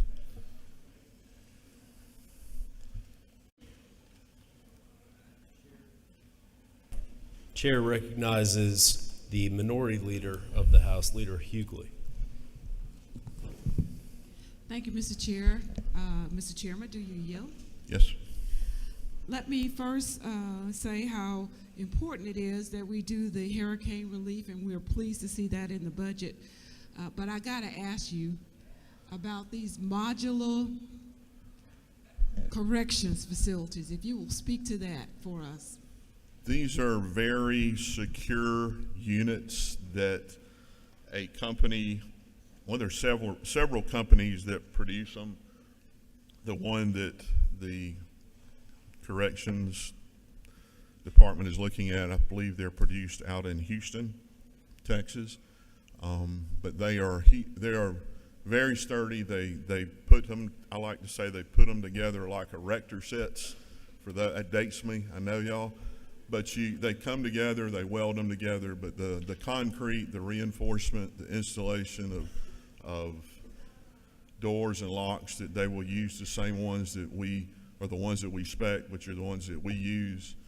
So they will be very sturdy buildings. The lifetime of them is anywhere from 20 to 30 years. So. Do you yield for further questions? Yes, sir. Chair recognizes Chairman Stephen Meeks. Thank you, Mr. Speaker. Does my chairman yield for a couple of questions? Mr. Chairman, is it not true that the agricultural industry in our state, the largest industry in our state, is resilient in that we can withstand tropical storms, we can withstand hurricanes and low prices, that we just can't do it all in 1 year? I believe the gentleman knows that of which he states. Does the gentleman further yield? Yes, sir. Mr. Chairman, is it not true that once again that this amended budget realizes the $100 million previously moved around by the governor to provide relief for our forestry owners and our farmers? Yes, sir. Mr. Chairman, is it not further true that this provides an additional $75 million in assistance to Georgia farmers and an additional $75 million to forestry landowners to help them to recover from the worst hurricane that our area of the state has ever seen? Yes, and I think that this is still probably just the initial needs of many of those in that industry, and I'm sure that we will have additional legislation that may address the losses that our timber growers. Thank you, Mr. Chairman. And one final comment. Thank you to your great leadership of Speaker Burns and the governor in helping the largest industry in our state. Thank you, Mr. Speaker. Thank you, Mr. Chairman. Yield for further questions. Mr. Chairman. Yes, sir. Chair recognizes Chairman Bruce Williamson. Thank you, Chair. Does the gentleman yield? Yes, sir. Thank you, Chairman Hatchett, for the wonderful work you've done on being fiscally responsible and balancing all these needs and interests across all the citizens of the state of Georgia. And is it not true that, according to the recently published data by Georgia State University Press, that we are in fact the seventh least taxed state per capita in the nation, according to state revenues? I believe your information is correct. And so you've done an amazing job with that. Is it not further true that this budget contains over $560 million, over $500 million in new spending that we're paying cash for these much needed capital projects all across the state of Georgia without having to incur any additional debt? Is that not true? That is 100% correct. And while we're speaking about debt, is it not further true that we have the fifth lowest burden of debt of all the 50 states? So we it is not true that we have approximately $1,300 per capita debt, and that is the fifth lowest in the state. Is that not true? I would not disagree. Thank you for your hard work. Thank you. I'll take one more, Mr. Leader, if there is one. Chair recognizes Representative Al Williams for a question. Thank you, Mr. Chair. Will the gentleman yield? Yes, sir. To the gentleman from Long County. No, sir. Liberty. Oh no, yeah, I'm sorry. Thank you, sir. That's sacrilegious. I didn't mean to do Liberty County. I had the L. Sorry. Don't hold that against me. I will. But,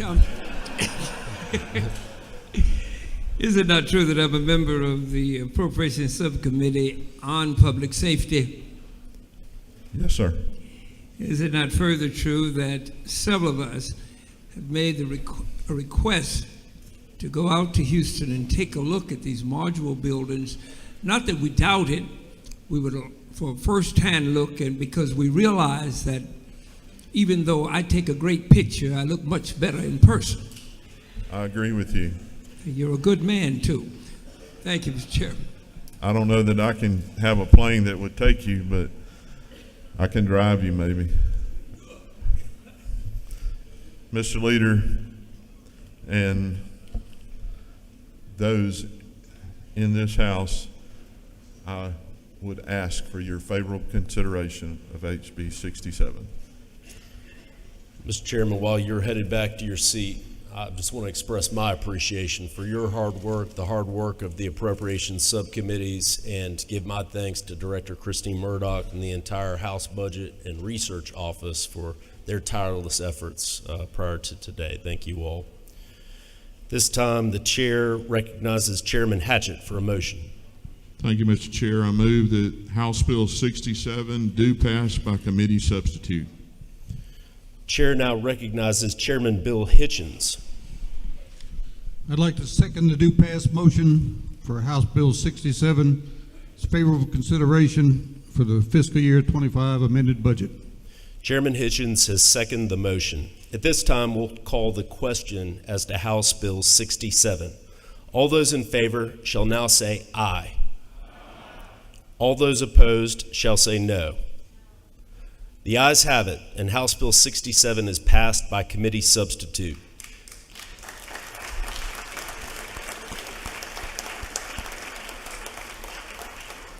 The chair recognizes the gentleman from the 155th District, Chairman Hatchett.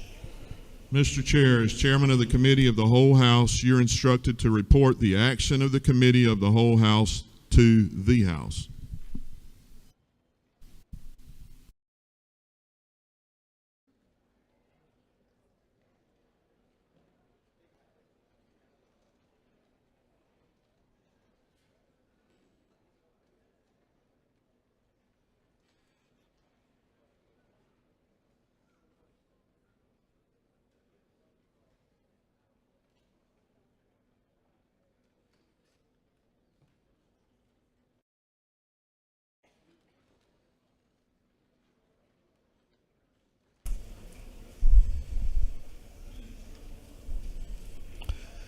I now recognize the majority leader of this House, Leader Estration. Thank you, Mr. Speaker. The Committee of the Whole House has had under consideration House Bill 67 and has instructed me as its chairman to report the same back to the House with the recommendation that House Bill 67 do pass by committee substitute.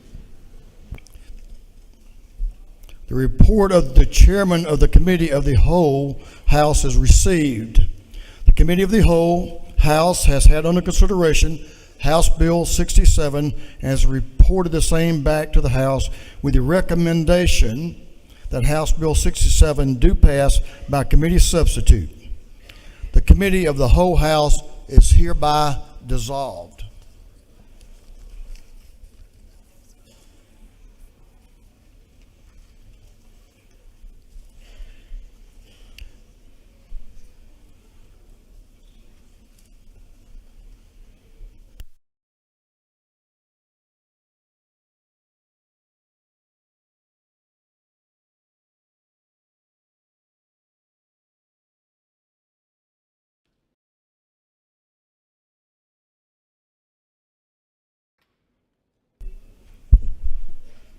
Is there any objection to the previous question being ordered? Chair hears none. The previous question is ordered. Is there any objection to adopting the committee substitute? Chair hears none. The committee substitute is adopted. Is there any objection to agreeing to the report of the committee, which was favorable to the passage of the bill? Chair hears none. The report of the committee is agreed to. Shall this bill now pass? All in favor of the passage of the bill will vote yes. All those opposed will vote no. And Mr. Clerk, will you unlock the machine?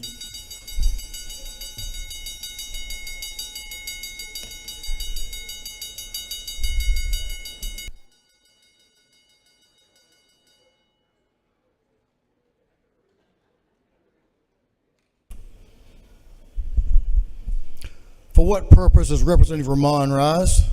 Parliamentary inquiry. State your inquiry. Thank you, Mr. Speaker. Is it not true that this amended budget and our budget for next year are based on state, federal, and other revenue resources? Some of the largest parts, particularly in health and education, rely on federal grants. So does this amended budget take into account current and potential future disruptions to those federal grants, and that we should figure out those estimates? I think, as the lady knows, we have a constitutional requirement that we pass a balanced budget. Our state has a robust economy. I think the governor has set a reasonable and impactful estimate of our revenue. And I know that the great work of this House and the chairman takes that conservative fiscal approach in everything we've done, as this body has done over the years, as we lead the way in how we appropriate monies that take care of the needs of the citizens of this state. Thank you for your question. For what purpose does Representative Cannon rise? A parliamentary Excuse me, inquiry. Representative Park, Cannon. A parliamentary inquiry. State your inquiry. Thank you. Is it not true that there is $1.5 million in this budget increasing the funds for the Stone Mountain Memorial Association, and there are many members who have concerns about the efficacy of that funding going to that entity? Your concerns are noted. For what, inquiry? for what purpose does Representative Reese rise? Parliamentary inquiry, Mr. Speaker. State your inquiry.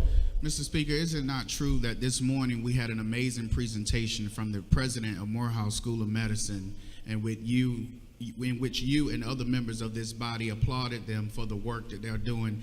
And is it not further true that this budget allocates an additional $25 million for Morehouse and Mercer, demonstrating our commitment to a strong health care and a diverse health care here in the state of Georgia? I know this gentleman to be a member, to be a scholar and a gentleman. He's obviously read the budget. Thank you for that point. A great point was made this morning, and certainly that is the case. And we continue to support Morehouse and other great teaching institutions in our state, especially when it comes to health care. For what purpose does Chairlady Dempsey rise? Parliamentary inquiry, Mr. State your Speaker. inquiry, please. Yes, is it not true that in this budget there is a very special measure that helps each and every one of us in our districts? There was federal money that was removed from Georgia's court-appointed special advocates, CASA. Each of you have that in your district. It helps children and families navigate our court system. If you vote against this bill, you are voting directly against helping families in your very own district. Is that not true, Mr. Speaker? That is very true. It's a very comprehensive budget that takes care, I believe, of our neighbors in so many different ways. Have all members voted? All members voted. If so, Mr. Clerk, will you lock the machine on the passage of House Bill 67? The yeas are 166. The nays are 3. This bill, having received the requisite constitutional majority, is therefore passed. Congratulations, Mr. Chairman.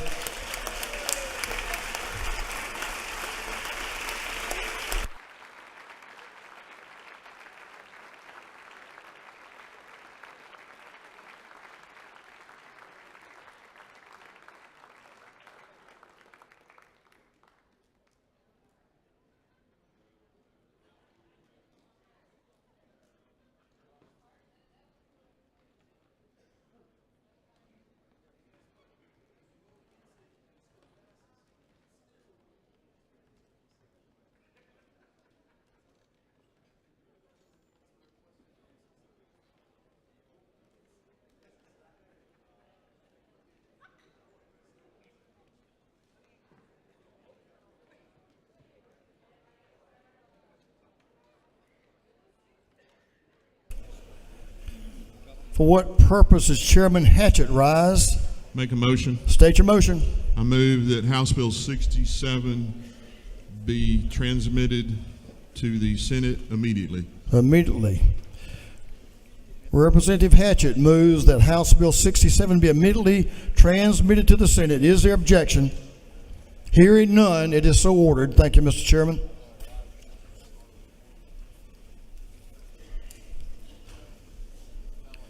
Members, I want to let you have a little observation about that budget and about our commitment here in the House to perform our constitutional duty to pass a budget and get it done timely.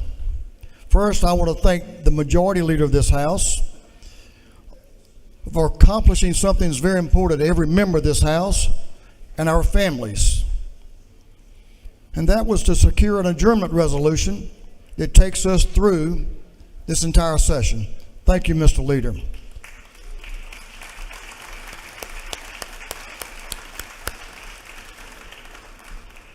part of that process, and I also want to thank Leader Gooch as he worked with us to accomplish that. Today's vote, I hope you will all understand and recognize, on the adjournment resolution that we agreed to was ahead of schedule. So we're upholding our commitment here in the House. And we certainly hope, if we move through this budgetary process, that our friends across the hall will also uphold their commitment to get this budget out and get it done timely, which is so important, and get it on the governor's desk, so important to the people of Georgia. Chairman Hatchett, you can have that conversation in a minute. Chairman Hatchett, that's all right, Representative. And members of the committee, and certainly Christine Murdoch, your staff, and the House Budget and Research Office. I don't think any of us really comprehend the amount of work it's taken to get this job done and get it done on this basis, this timely basis. Certainly with what we faced with a little hiccup, with a beautiful snowfall in South Georgia, that we are very appreciative of. Thank you, Lord. I just want to thank you again for your tireless work and dedication, not only to the members of this House, but to the people of this state. Thank you all very much. Let's give them another round of applause.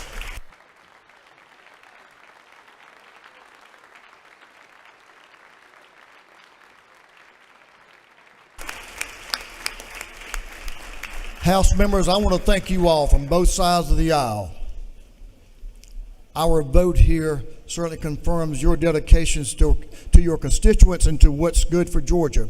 From Hurricane Helene relief, education, school safety, to increased public safety funding and infrastructure. This budget reflects our commitment in the House to keeping our state, the great state of Georgia, the best place to live, work, and raise a family for generations to come. Thank you all. Give yourselves a hand.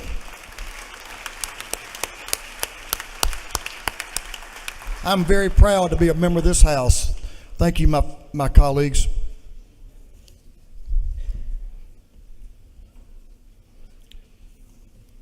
We have some afternoon orders, but before we proceed there, I'm going to ask the clerk, if you're ready, Mr. Clerk, well, we do have some other business. I guess we could do that now. Mr. Clerk, if you'll change.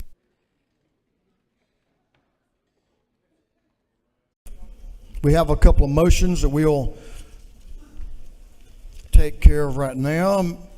For what purpose does Representative Taylor rise? She waves. That one was easy. Let's see if we can do that same thing on the rest of them. For what purpose does Representative Jordan Ridley rise? To make a motion. State your motion. To move House Bill 75 from Agriculture and Consumer Affairs to Game, Fish, and Parks. Both chairs agree. Thank you, sir. Mr. Clerk, will you read the caption? House Bill 75 by Representative Ridley, the 22nd and others, to be entitled an act to amend Article 1 of Chapter 11 of Title 4 of the Official Code of Georgia annotated relating to general provisions relative to animal protection. On the gentleman's motion that House Bill 75 be withdrawn from the Agricultural Committee and Consumer Affairs Committee and recommitted to the Game, Fish, and Parks Committee, is there objection? Hearing none, it is so ordered, Mr. Clerk. For what purpose does Chairman Dickey rise? Make a motion, Mr. Speaker. State your motion. I'd like to make a motion. I ask HB 249 be moved from natural resources and environment to energy, telecommunications, utilities. Okay. Mr. Clerk, will you read the caption? House Bill 249 by Representative Dickey, the 134th and others, to be titled an act to amend Article 1 of Chapter 3, Title 46 of the Official Code of Georgia annotated relating to generation and distribution of electricity. On the gentleman's motion that HB 249 be withdrawn from the Natural Resources Committee and recommitted to the Energy, Utilities, and Telecommunications Committee, is there any objection? Hearing none, it is so ordered. For what purpose does Whip Burchett rise? To make a motion. State your motion. I move that House Bill 51 be moved from natural resources to rural development. Both chairs agree. Mr. Clerk, will you read the caption? House Bill 51 by Representative Burchett of the 176th and others to be titled an act to amend Chapter 23 of Title 50 of the Official Code of Georgia annotated relating to Georgia Environmental Finance Authority. On the gentleman's motion that House Bill 51 be withdrawn from the Natural Resources Committee and recommitted to the Rural Development Committee, is there objection? Hearing none, it is so ordered. Okay, Mr. Clerk, will you read the caption to a group of privileged resolutions? Recognizing and commending Haven House, recognizing and commending the Henry County District Attorney's Victim Service Unit, recognizing and commending the Henry County Office of the Solicitor General, recognizing February 11th, 2025 as Omega Day at the State Capitol, recognizing February 6th, 2025 as Strolling Thunder Day at the State Capitol, recognizing February 13th, 2025 as New Americans Day at the State Capitol, commending the Henry County High School Navy Junior Reserve Officers Training Corps Wahawk Battalion, commending the Lula High School NJROTC program, recognizing March 6, 2025 as Police Chief as Head of Law Enforcement Agencies Recognition Day at the State Capitol, recognizing and congratulating the Georgia Peace Officer Standards and Training Council's Executive Director, Michael T. Ayers, congratulating and commending Youth Villages, recognizing Hemophilia of Georgia, and recognizing and commending Mayor Carlos Greer on his outstanding public service. And for other purposes, that completes the reading of the privileged resolutions.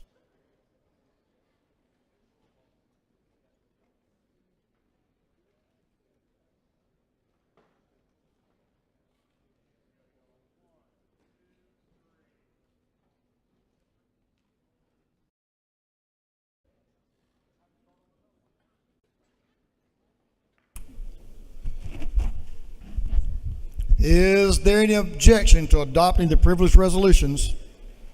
Chair here's done, the resolutions adopted. My admonition to these folks, you know what time it is, Sam? Excuse me, Representative Park. It's time to start on another budget, right? So thank y'all for what y'all have done, and we look forward to seeing your work and working with our members on the next budget. Afternoon orders. Let's see, we have a little time. I'm not going to limit you. We have five afternoon orders, so we're going to start with Whip Park. And I apologize for my previous recognition. Representative Whip Sam Park. Give the gentleman in the well your attention, please. Thank you, Mr. Speaker. In honor of Black History Month, I rise today to recognize Bayard Rustin, a brilliant strategist and lifelong advocate for civil rights, nonviolence, and social justice. Because of his activism, he worked closely with Dr. King to help lead voter rights and desegregation efforts in Albany, Georgia. Rustin continued that work as a key organizer of the 1963 March on Washington.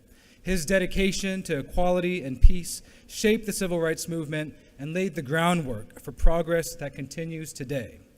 Rustin's courage extended beyond his work for racial justice. As a gay man living openly during a time of intense discrimination, he stood as a beacon of resilience and integrity. His life reminds us that justice requires courage and that the content of one's character matters more than any immutable characteristic. So today, let us honor his remarkable contributions and be inspired to persevere in the face of hardship and continue the hard work of perfecting our union to ensure freedom, equality, and justice for all. Thank you, Mr. Speaker. I yield the well. Thank you, Whip Park. Appreciate that afternoon order. Representative Gary Richardson. Representative Williamson. Richardson, not you, Williamson. Richardson. From down in Columbia and McDuffie counties. Absolutely. Representative Williams. Richardson. Thank you, Mr. Speaker. Today, I would like to read a resolution honoring a proud Georgian and a good veteran. But first, he couldn't be here. He's had some medical issues. But I'd like to recognize Joe Couch, State Commander of the VFW Department of Georgia. And I'd also like to recommend the Department of VFW Chief of Staff, Wayne Collins, for being here. Commending and congratulating retired Master Sergeant Louis Graziano, and for other purposes, whereas retired Master Sergeant Louis C. Graziano was born in 1923, making him the last surviving World War II veteran to witness Germany's surrender. And this year, he is enjoying the rare distinction of celebrating his 102nd birthday. And whereas this distinguished individual landed on Omaha Beach with the third wave on D-Day, courageously driving a tanker truck full of gasoline through the battlefield while under relentless machine gun fire from German forces positioned on the cliffs above. And whereas after D-Day, he was involved in the Battle of the Bulge, where he almost lost his feet to frostbite. And he took part in the June 6th invasion of Normandy in 1944. And whereas he served as a utilities foreman for the 102nd Infantry Field Artillery Battalion Special Headquarters Command in Reims, France, where he was responsible for all American occupied buildings in Reims, including the Little Red Schoolhouse where Germany signed the surrender document. And whereas after witnessing this signing, retired Master Sergeant Graziano personally escorted the German delegation to another room to meet General Dwight D. Eisenhower. And whereas retired Master Sergeant Graziano met his future wife, Eula Bobby Schoenfeld, while he was in Reims, where she served as a staff sergeant in the Women's Army Corps. And the couple moved back to the United States and raised 5 children, Louis, Mario, Marcia, David, and Kim. And whereas in recognition of his extraordinary service, he has received numerous medals and commendations throughout his life, including being knighted by the Consul General of the Republic of France in 2021 as a recipient of the French Legion Medal of Honor. And whereas by the example retired Master Sergeant Graziano has made of his life, he makes the world a better place in which to live, and it is only fitting and proper that he be appropriately recognized during this very special and memorable time.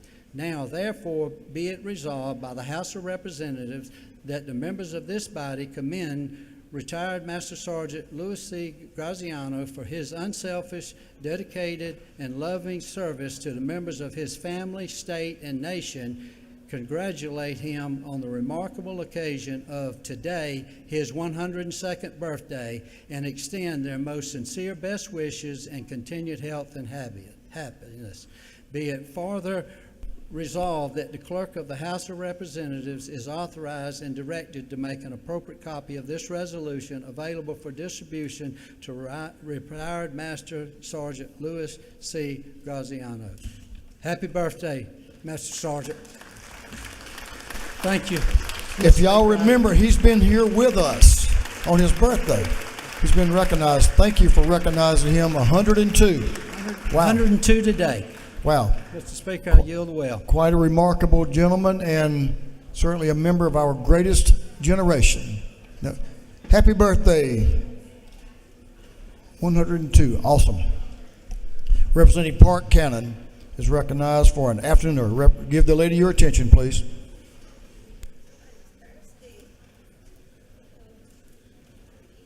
Yeah, I was hoping you didn't eat all that water. Thank you, Mr. Speaker. Today, members, I come to talk to you about a rare pregnancy condition called hyperemesis gravidarum. If you know any constituent who reaches out to you about this issue, I hope that you pay attention and you speak with them and you understand. This is a form of extreme nausea. It allows for extreme weight loss, and it's because of extreme dehydration. It actually contributes to a fetal loss rate of 34% in our state, and 82.8% of the people with HG talk about the negative psychosocial issues, such as job loss, and they also talk about their fear of future pregnancies. and their depression and anxiety. Personally, I do want to share a story with one of my constituents' approval. She is in her third pregnancy. She lost her second baby and found out that she was pregnant recently. And she immediately started seeing these symptoms of hyperemesis gravidarum. She started looking for a specialist in the state of Georgia, and literally, because she is on Medicaid, no one would take her, and there were no specialists who could see her. This week, we paid for an Uber for her from Clayton County to Alabama, to the one hyperemesis gravidarum clinic in the southeast. And so I just hope that we bring awareness to this issue because it impacts the lives of the pregnant person and also the fetus. Thank you so much, Mr. Speaker. Thank you for bringing that fact to us, and thanks for helping this lady get to the clinic. Appreciate that. Representative Barrett and Hagan and others. Let's see. There's one of you. Oh, there he is. Representative Carter Barrett. I see him now. Chair Lady, are you coming too? Beth Camp? Well, you're welcome to the well. Who's going to do the talking? Oh, you are. Okay. Representative Hagan. Certainly, you're up. Thank you, Mr. Speaker. And other friends, hold it just a minute. And Mr. Speaker, if it's okay with you, I'd be happy for anybody to join us who has been a caregiver for someone with Alzheimer's.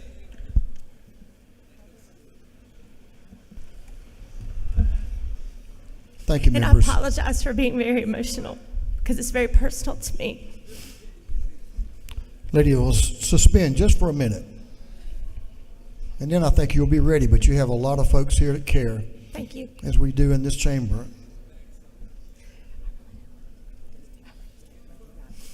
You have a lot of support. You're going to be fine. Come on down. Representative McLean, come on down up front. Ladies recognized. Thank you, Mr. Speaker. I'm here to talk specifically about my late father-in-law, James Rodney Hagan, known as J-Rod by everybody who knew him and loved him, and that was a lot of people.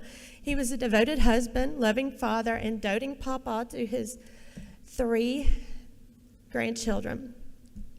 We like to say in my family that we inherited papa on June 23rd, 2017, when my mother-in-law, his caregiver, died unexpectedly, and he came to live with us at our house.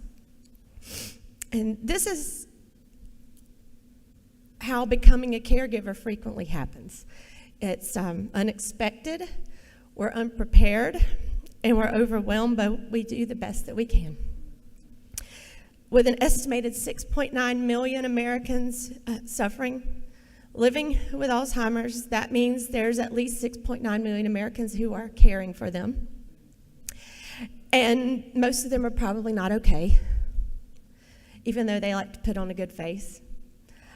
So today, as we have visitors from the Alzheimer's Association, Alzheimer advocates here at the Capitol, I just want to take a minute to recognize the caregivers and remind you that you need to support them when you can, in any way that you can, and don't wait for them to ask for it, because they don't even know what they need to ask for a lot of the time. And Mr. Speaker, if I could, I'm going to turn it over to Representative Barrett. There are just so many people at the Capitol today advocating on behalf of Alzheimer's, and I went out to the ropes a few minutes ago, and I was inundated with, could you find Sue Hong? Could you find so-and-so? Could you find this person? Could you get behind that bill that Eddie Lumsden is carrying? They're all over the Capitol. Please take some time, go out and see them on the ropes. Let them know how much you appreciate them advocating. At our Rotary Club recently, we did a brag a bucks, and in 10 minutes, it was just ricocheting around the room how many people have been touched by dementia and Alzheimer's. So just show them that you're paying attention to them. And everyone here is invited to stop by Central Presbyterian today from 12:15 to 1:30. They've got a little lunch planned, and wish y'all would stop by as well. So thank y'all. Thank you. Thank you, Mr. Speaker. Members, y'all stay put just for a second. So if y'all will join me, all of you will join me. And let's have a moment of silence for those. I don't know about y'all, but many families, I know my family has been impacted by dementia and Alzheimer's. It's a devastating disease on the person suffering from it, and as Representative alluded to, on the families as well. But our duty is to take care of them, and we're going to do that. So let's do just what Representative Hagan, Representative Carter Barrett said. Let's embrace those folks out in the hall, and let's further devote ourselves to doing what science can do to make a difference here. I'm hopeful that we'll see a difference and some progress made on this very devastating disease. Let's have a moment of silence and a prayer for the families and those suffering. Amen. Thank you, members.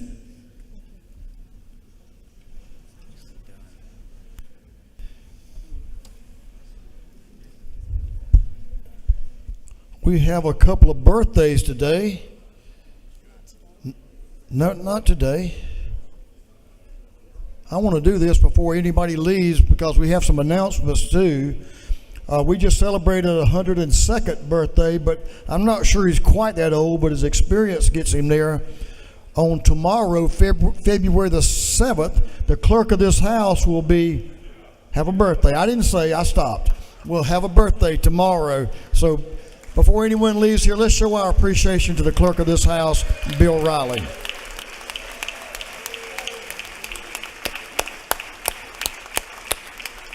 And one of our great members, Chairman Trey Rhodes, has a birthday on Sunday, February the 9th. Congratulations. He's already out celebrating his birthday, so that's good stuff. Super Bowl, yeah, he's a Super Bowl baby.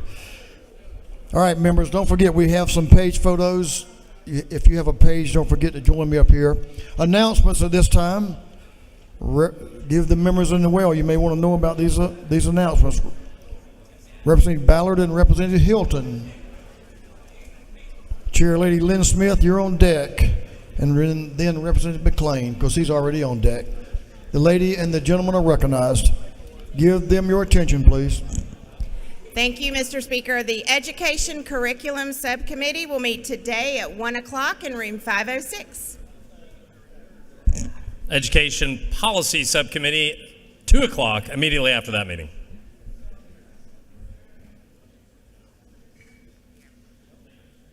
Chair Lady Lynn Smith is recognized for an announcement.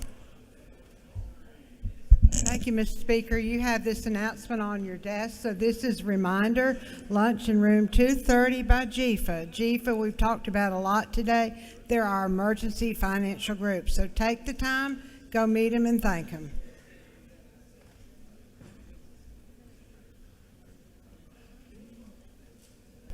Representative Dewey McLean is recognized for announcements.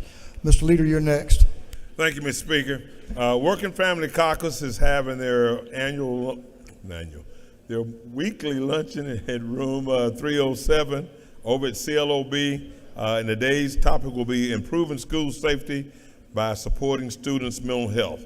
So please, if you get a chance, come to 307 CLOB and lunch will be served. Thank you, Mr. Speaker.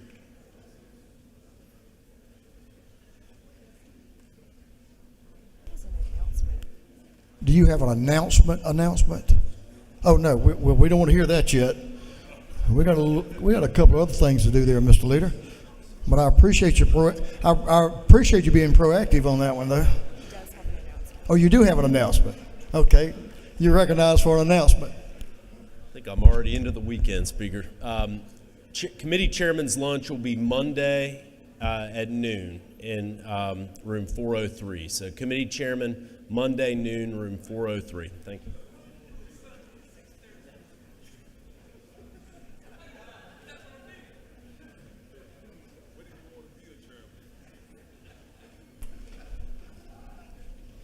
I'm not going to the Long County thing. I know where you're from.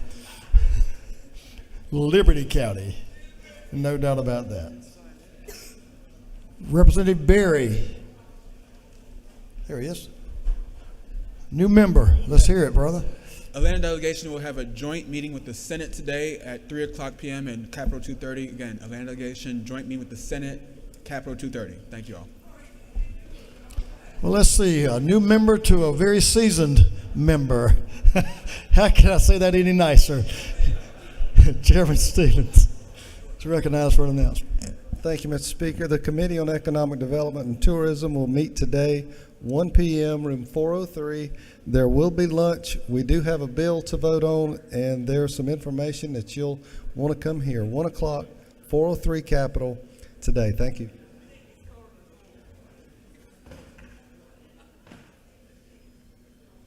Thank you, Mr. Chairman. You did great. Chairman Carson is recognized for an announcement.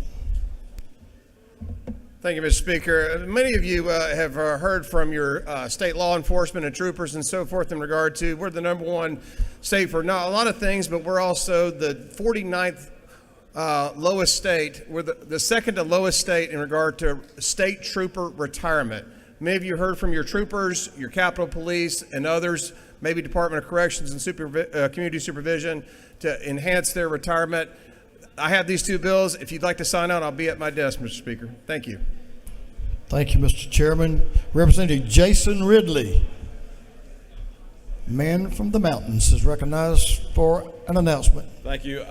Regulated Industries Subcommittee on Regulatory is going to be meeting upon adjournment in room 606 at COB. Got 2 bills that need to do right quick, and then y'all can go home.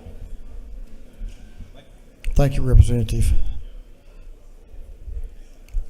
Remind you of page photos. I want to thank this House for that strong show of support for a meaningful budget for the people of Georgia. And hopefully the Senate gets that message as they consider our work here. So we look forward to working with them. I think this is a big weekend. At least Sunday's a big day for a lot of people. Man, I'm sad, Representative McLean, former Falcon, that the Falcons aren't in it, but we're getting closer. A little bit at a time, one step at a time. Mr. Blank's going to get us there. I guarantee you. The majority leader of this House is now recognized for that motion he started to make a while ago. Mr. Leader. Thank you, Mr. Speaker. I move that this House stand adjourned until 1 o'clock p.m. on Monday, February 10th, 2025. On the motion of the majority leader that this House stand adjourned until 1 o'clock p.m., 1 p.m. on Monday, February the 10th, 2025. You can enjoy the ball game with your families or wherever you'd like to. That gives everyone an opportunity to maybe enjoy it at home and get back here for our session, day 14, on Monday, February the 10th. All those in favor, hey, this is a good one, y'all. All those in favor will say aye. All those opposed, no. Was it close again? The ayes have it. Thank you all for your work this week, and y'all have a safe weekend and come back at the next appointed time. Thank you. We're adjourned.